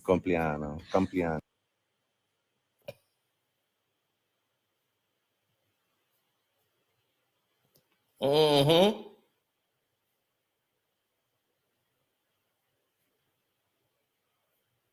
Yeah, you cheesing, fam.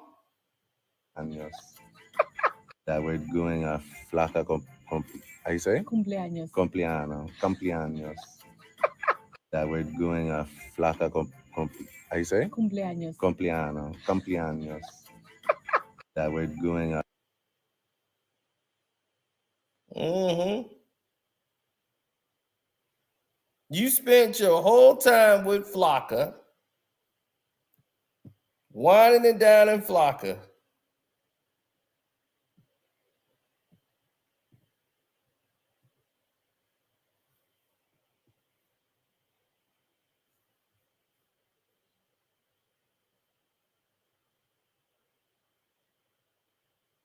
that we're doing a Flocka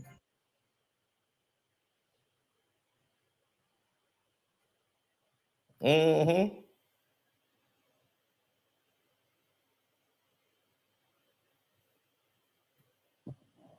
liked by Champagne Poppy himself.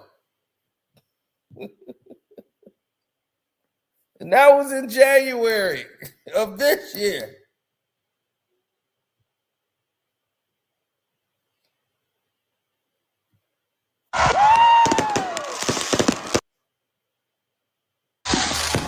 Who are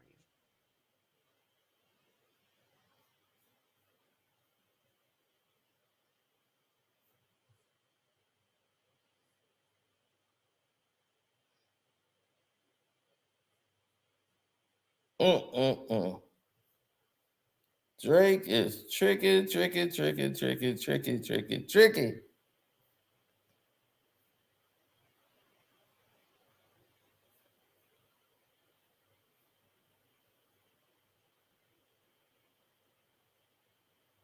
You took us shopping the whole nine, Drizzy.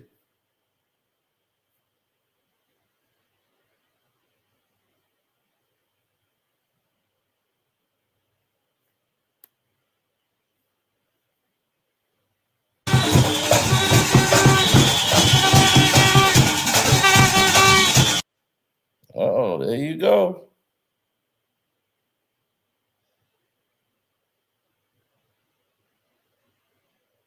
More from the party.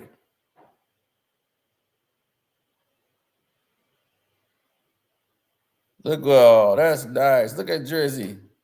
Laid it all out. There it is. Happy birthday, pretty Flockasita.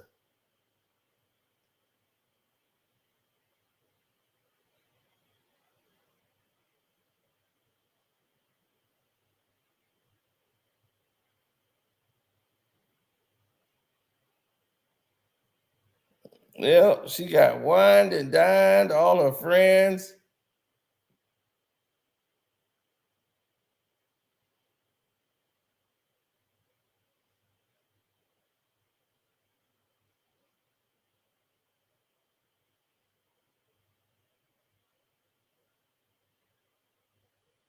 Mm-hmm.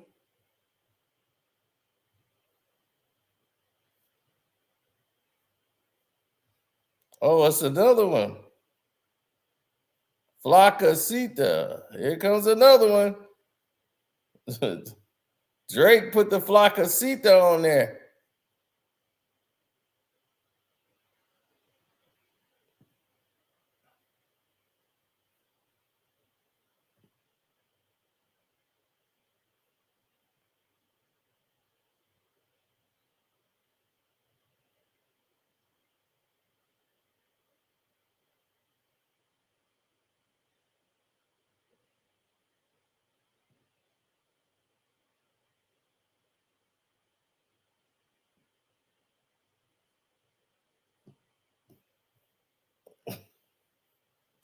So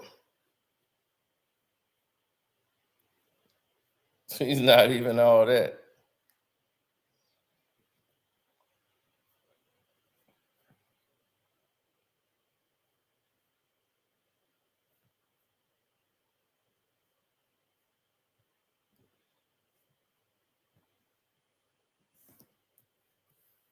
So, as you can see, we clearly was in a different mind state when it came to the direction on where we felt this should go.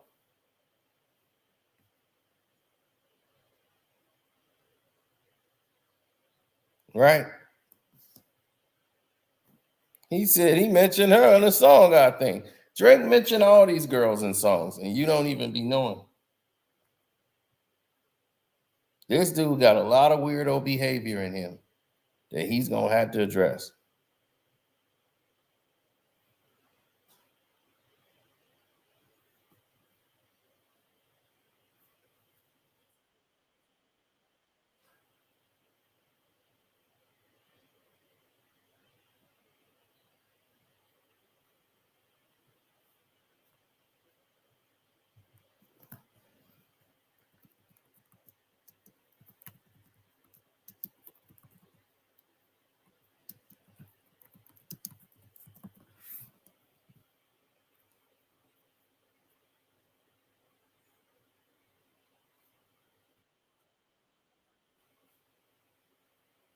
Now, Drake, you need to start taking accountability for what's there.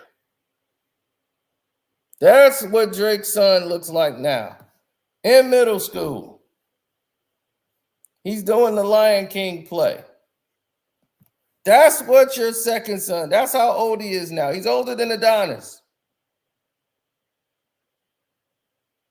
But because he's black and his mama's black, you don't want to take up for him.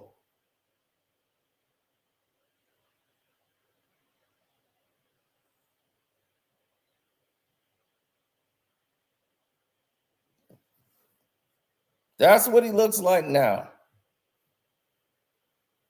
He's in middle school. Now, why hasn't Drake confirmed or came out and took the test? That's him as a baby. Look at Drake.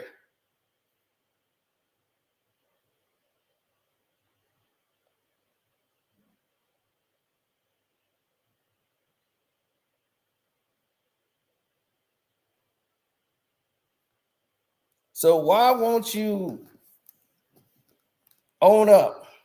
But see, I've been told that he pays the money to this girl. He takes care of the kid. Like, he put the money up. He's paying child support without paying child support.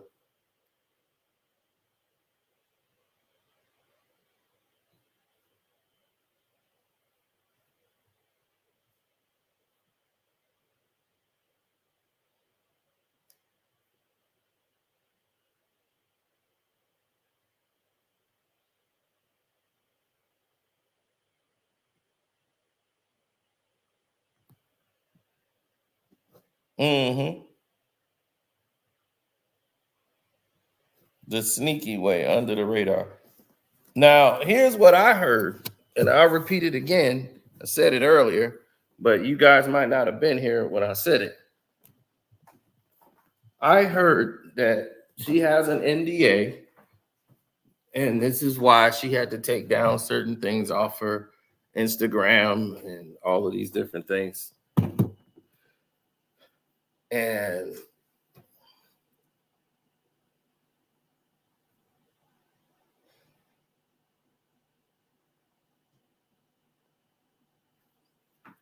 here's one of the things that you need to know, right? Is the fact that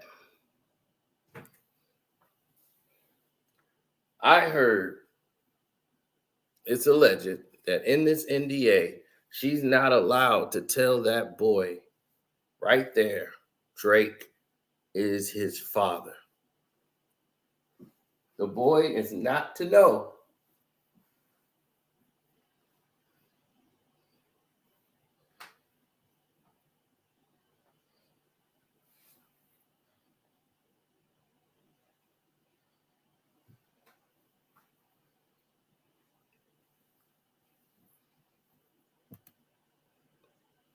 So this boy has to grow up confused, not knowing what he did that his father don't want to be around him. And it's only because he has a black mother.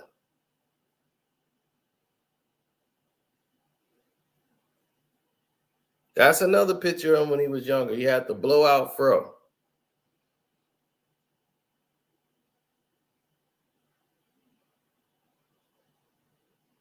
And you wouldn't even spend time with him or be around him. Now he's taking up acting. He loves acting. And he doesn't even know his father is allegedly Drake.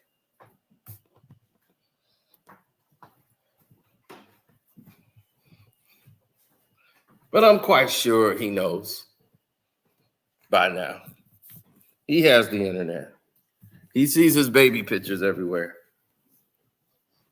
That's something that you really can't keep in an NDA anyway. Like, somebody else is going to say it.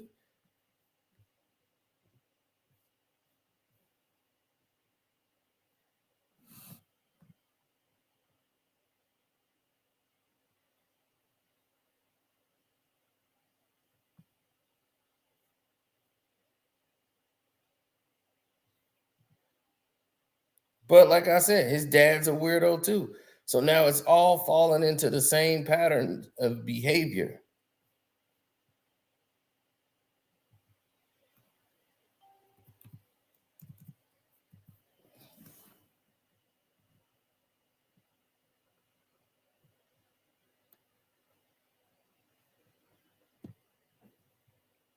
Drake father out here on creepy time, luring young women to his house, telling them they get to meet Drake. Drake finna be at the house. This woman was petrified. She didn't want nothing to do. She thought this man was weird and saying stuff in her ear. But this the Dennis and Drake show.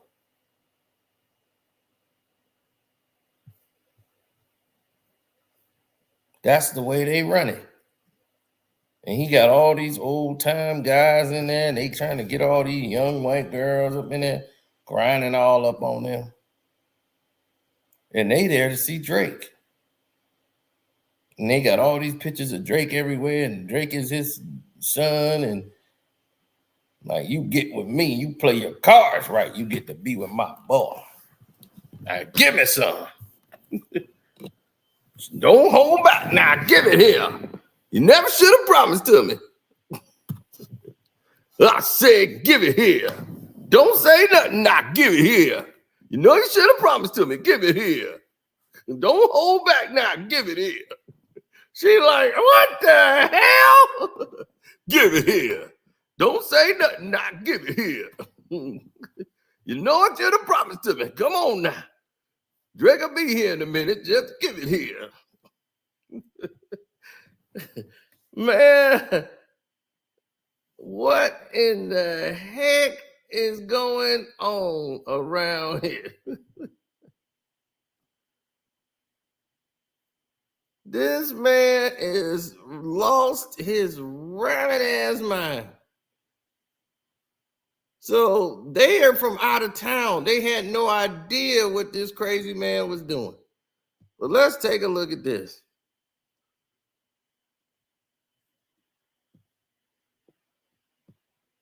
Oh, crazy Dennis. And this poor woman, the look on her face says it all.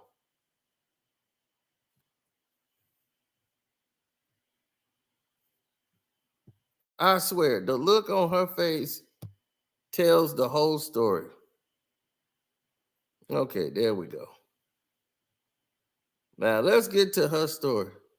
Look at Dennis getting down on her. Look.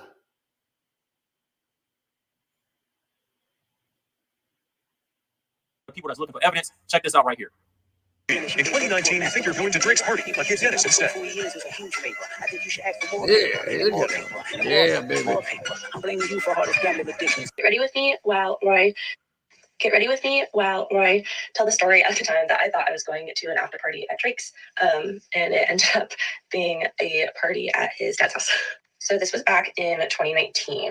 I would like to preface that I was an adult. I was 22 years old. My friends and I are not from LA. We went down and we were able to get like a table at one of like a larger club down in LA. Had fun. And then one of my friends ended up meeting some guy who was like, hey, we like your vibes. Again, we're like not from LA, so this is not like a normal situation from us. And we're like, oh my gosh, how cool. He's like, so there's an after party happening at Drake's house. Like, do you and your friends want to go? And we're like, obviously, like that. Yeah. Again, this is like not our normal scenes. We're like, for sure. One thing to know was that it was literally being televised that he was at some like basketball game in Canada, but we were like, he has a private plane. He can fly here quickly. Like, that's what's happening. So while we were in line, there was some like random like crazy man that was trying to like talk to us and was being real weird. And there was this private security guard who was helping like some celebrity who was there. And his name was Big Money. And Big Money, I know you follow me. Still, I love you so much. And he was like, hey, back up. And like was so sweet to us and was like very kind and protecting. But then was like, hey, let me get your number and like text me wherever you're going so I know that you're like getting there safe. Because we were clearly like not a part of the scene. Like this was like not our normal scenario that we're in. So our Uber pulls up and we pretty immediately are like, oh, Drake is not going to be at this party. There were like 15 people there. It was not super busy at all. and were greeted by, it felt like out of a movie. It was this weird, creepy ass butler who was like probably even older than Dennis. Weird vibes. And they just kept like randomly like stopping and then like dancing and then continuing on with conversation. So just Dennis was there, which again, still not from this like area. I'm like, still pretty cool. Like, all right, like for the plot, let's see where this goes. Also, I'd like to preface that like I'm not a victim. I just thought it was a crazy story. It was a very weird and like uncomfortable situation, but like once it got to the point where I was like, this is too much, me and my friends left. So we were really only there for like maybe 20 minutes. While we're there, he's just being super like handsy and weird. He said some like really strange comments, which that's kind of what started leading us to be like, okay, this guy's odd. And like clearly Drake's not coming. So like we feel like we saw what we needed to see and we're ready to go. One weird thing is there were photos of Drake everywhere. Like his entire wall is just like memorabilia of Drake, which I thought was hilarious. But yeah, basically just like a weird, creepy old dude with his weird, creepy old butler. So we, after 20 minutes, are like, let's go. This is weird. There's like also not enough of us here for us to feel like super comfy. So we tried to call an Uber, but he lives like way up in the Hollywood Hills and there was like a security guard at the beginning of the neighborhood. And they're like, oh, the security guard won't let us in. He's like, no joke, like a mile and a half up this road. And we're like, what the fuck? So we literally had to walk in the pitch black to get to our Uber because the security guard wouldn't be like letting our Uber in. No streetlights at all. So we're walking a group of, I think it was like 5 of us girls. And then all of a sudden we're walking and we see a car coming up from behind us and it slows down and it's the fucking butler. I don't know if I can cuss on here. And he's like, hey girls, you want to get in the car? Like, let me give you a ride. I'm like, no, thank you. And we like start running. This happens like 2 more times. He keeps like making his laps. And like, we're the only ones walking on the street. Pitch black. So scary. Then all of a sudden we see a figure walking behind us. And we're like, what? Like, what is that? So we start speeding up because we're like, that's so scary. Then the figure starts speeding up. We start running. The figure behind us starts running. So finally, one of my friends just stops and yells like, what's your problem? And we just hear this like sweet girl's voice. And she's like, I'm so sorry. Like I was there and I was like getting kind of scared and freaked out. My friends didn't want to leave. So like I left. So it was just this girl walking down the street by herself. And she was trying to like keep up with another group of girls to like feel safe. And then we were like running away from her. So obviously she joined our group and we made sure that she got home safe. But yeah, that's really it. He was an odd dude and was saying weird things. I'm not going to get into it just because I'm like, oh no, what? I don't know. I'm like a little scared. But like nothing bad happened. I'm not a victim. It was just a crazy story. And it's like one of my favorite fun facts to be like, I peed in Dennis Graham's toilet. So yeah. And then next time we went to LA, which was like only the second time we were out, saw Dennis again. So I think this is just kind of like his thing. And we were talking to someone about it and they're like, oh yeah, no, you never go to a party at Dennis's house. So I think it's just kind of like an LA thing that we were just not aware of. But yeah. All right, man. So there you guys have it, man. Drake is having a horrible week, bro. He's about to have a horrible year and it's about to be a horrible future for the foreseeable future. Now, right now, Baka is trending on Twitter. Now, y'all know Baka, or you remember Baka from hearing about his situation. Like, everybody is going off on Baka right now. It's like he's being bombed for the last, like, 8-9 hours straight. Baka is the guy that's part of OVO camp. And everybody has just been covered up with everything.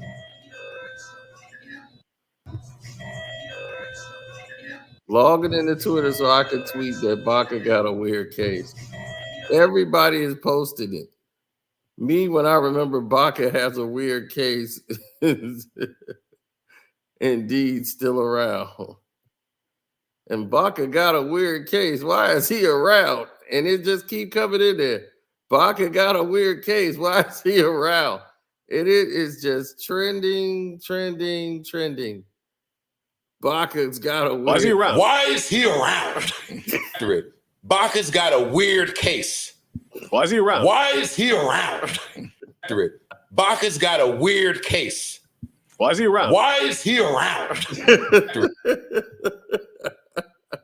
Baka's got a weird case. Why is he around? That's a good question. But it is trending on social media and everybody's running with it.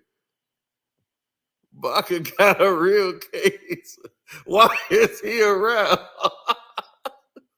It is going around. Oh my God. He's probably thinking about other girls. Baka got a weird case. Why is he around? That's hilarious. He's probably thinking about other girls. And he's thinking Baka got a really case. Why is he around? Drake embraced me, and Drake was the love child of the city. Why are you with this guy? I hear what you guys are saying, but I know who he really is. Yeah, and I know I went back to prison like 3 more times. Drake embraced me, and Drake was the love child of the city. Why are you with this guy? I hear what you guys are saying, but I know who he really is. Yeah, and I know I went back to prison like 3 more times. Drake embraced me, and Drake was the... He said that like he went to vacation, like he went back, like I went back to the mall I went back to the store 3 more times. Dog, he went to jail. Baka got a weird case. Why is he around?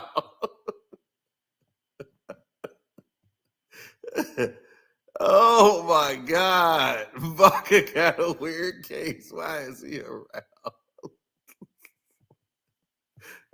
I went to jail 3 more times.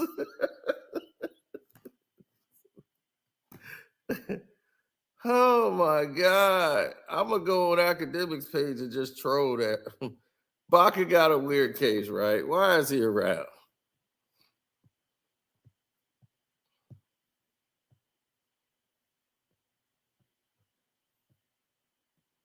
And Baka got a weird case. Why is he around?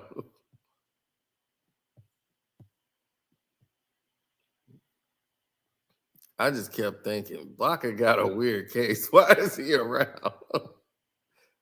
Oh my God. Say, Baka, I heard you like him young. Baka DM'd me when I was 17. I promise he ain't never DM yo stiff British looking a green screen. I rest my case, you effing dummy.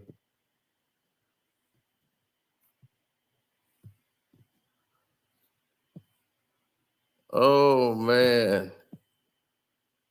She showed it. She actually showed it.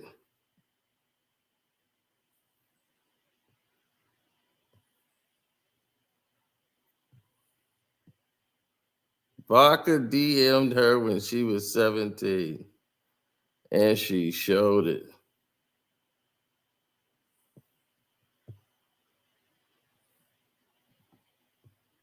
Baka.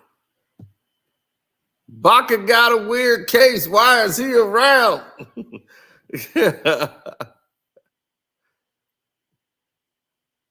I promise he ain't ever DM your stiff British looking eye. And she was like, there it is. Baka got a weird case, April 17, 2018.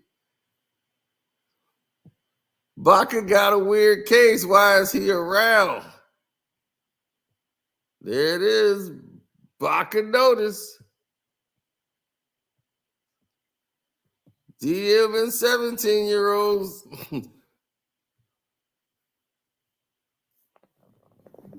There's old Baka going to work.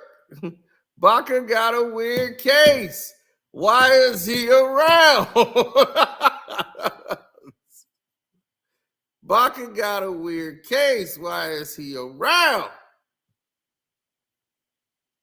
He messaged the 17-year-old girl. Baka got a weird case.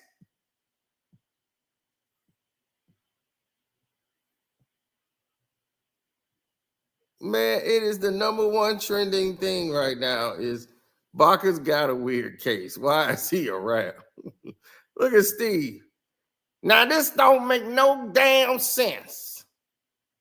Why is Baka still around? I thought he was in jail. Jail was supposed to hold people in for crimes they commit. How is Baka still around? Wasn't the boy, didn't it say human trafficking and assault? I ain't trying to have Baka nowhere around me. No, anything I need Baka for. No, sorry. I keep it to myself. He's got a weird case. Why is he around? That's just dumb.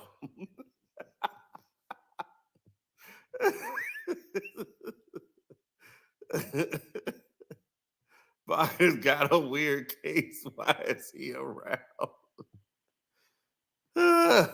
I swear, I might have to jump on this because this is hilarious.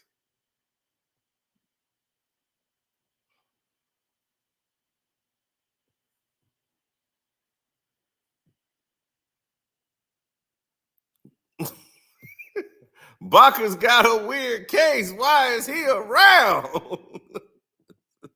Look at him. He look creepy. Oh, he's got a guy. He's not.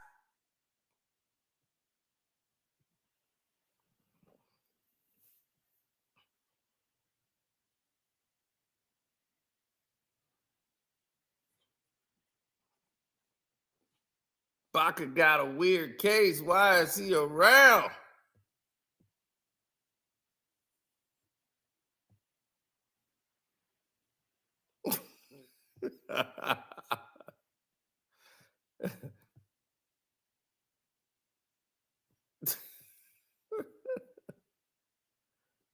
I know Baka was irate after this bar came up.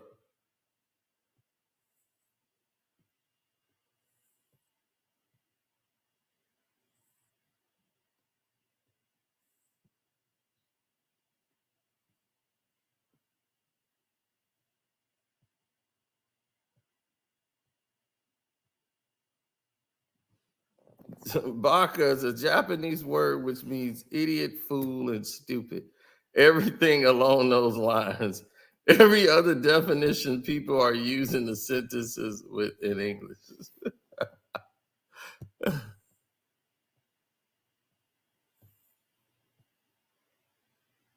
Baka got a weird case. Why is he around?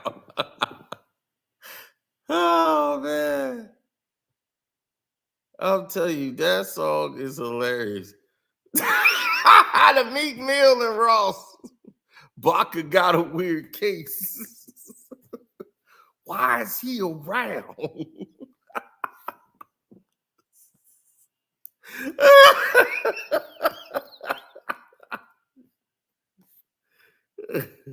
He said, welcome to HD Sleep.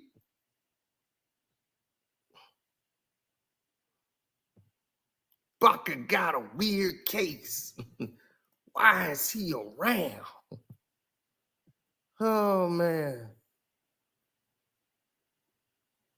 Just one quick question. This Baka friend of yours, he got a weird case. Why is he still hanging around?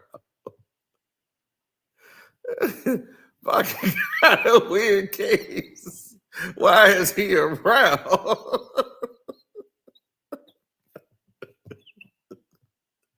Could not get the X trafficking charges to stick. So I want to make that detail super clear. Oh my God. Baka got a weird case. Why is he around? That is the movement right now. Able to make an assault charge and a firearm possession charge stick as his 22-year-old victim refused to testify. Without her testimony, prosecutors could not get the X trafficking charges to stick. So I want to make that detail super clear. So let's go back. This is why he beat the case. Able to make an assault charge and a firearm possession charge stick as his 22-year-old victim refused to testify. Without her testimony, prosecutors could not get the X trafficking charges to stick. So I want to make that detail super clear. The only reason Baka wiggled out of a full-blown X trafficking charge was simply because the victim refused to testify. Baka's victim was allegedly terrified to testify in court against him, and many have speculated that someone or some entity got to her and began threatening her and blackmailing her into silence. Because prosecutors could not use this victim's testimony, Baka was sentenced to 6 months behind bars, but he had already spent 10 months behind bars awaiting trial, so the courts counted that as time served, able to make an assault charge and a... Baka got a weird case. Why is he around?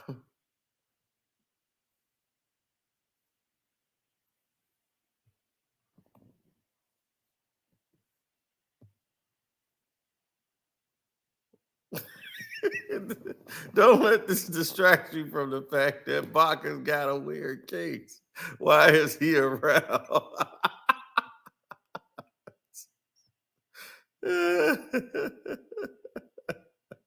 Baka's got a weird case. Why is he around?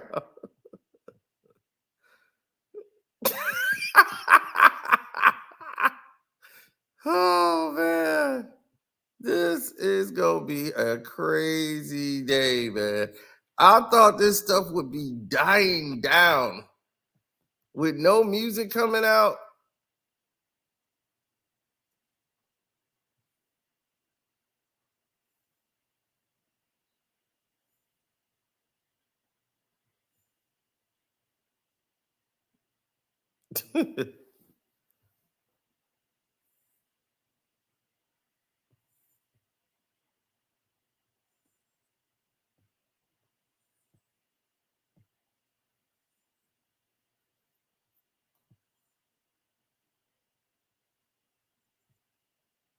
Oh man, okay. We done went through all the Bakas. All right, man. Thank y'all for rocking with me, man. We've been going. This said when I started the video, I said this one's gonna be real short. This is the longest one we done did ever. All right, that's a wrap. This is a wrap for the night. We might have, if we get something new tomorrow, like if there's some new news come up, I tried to put everything I could in this one video because I know y'all exhausted from all this Drake stuff, like I am. So I am totally drained from it. I'm trying to get as much in as possible.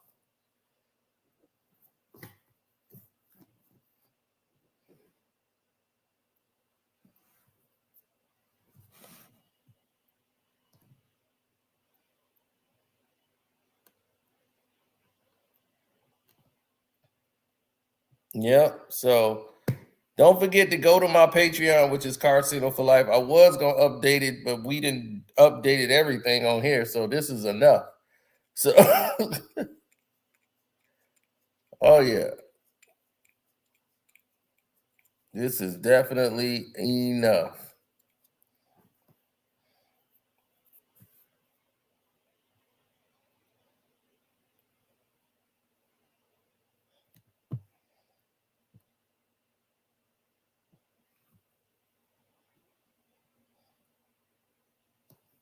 Yes, sir. So thank all of y'all in the chat. Every last one of y'all that went in this 4 straight hours that got my eyelids glued to each other.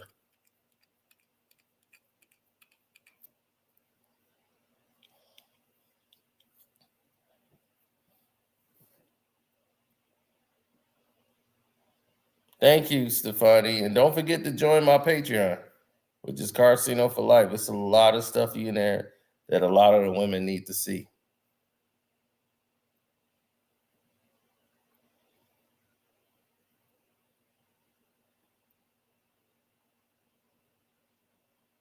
Well, you missed it today, Tricks. We went live 2 days in a row.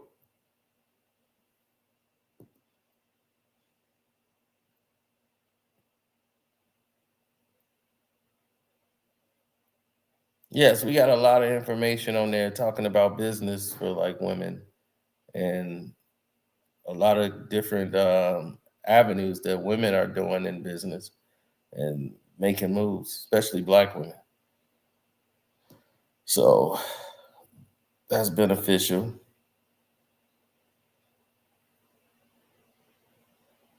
Well, Black women seem to be thinking outside of the box and making things happen. So when these things start,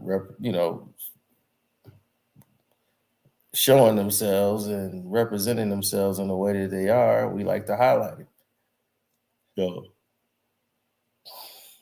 anyway, I'm gonna go ahead and call it a night. Happy Mother's Day to all you guys out there and your mothers once again. And I'm Carcino. Like, share, subscribe to the video, and I'm out. Peace.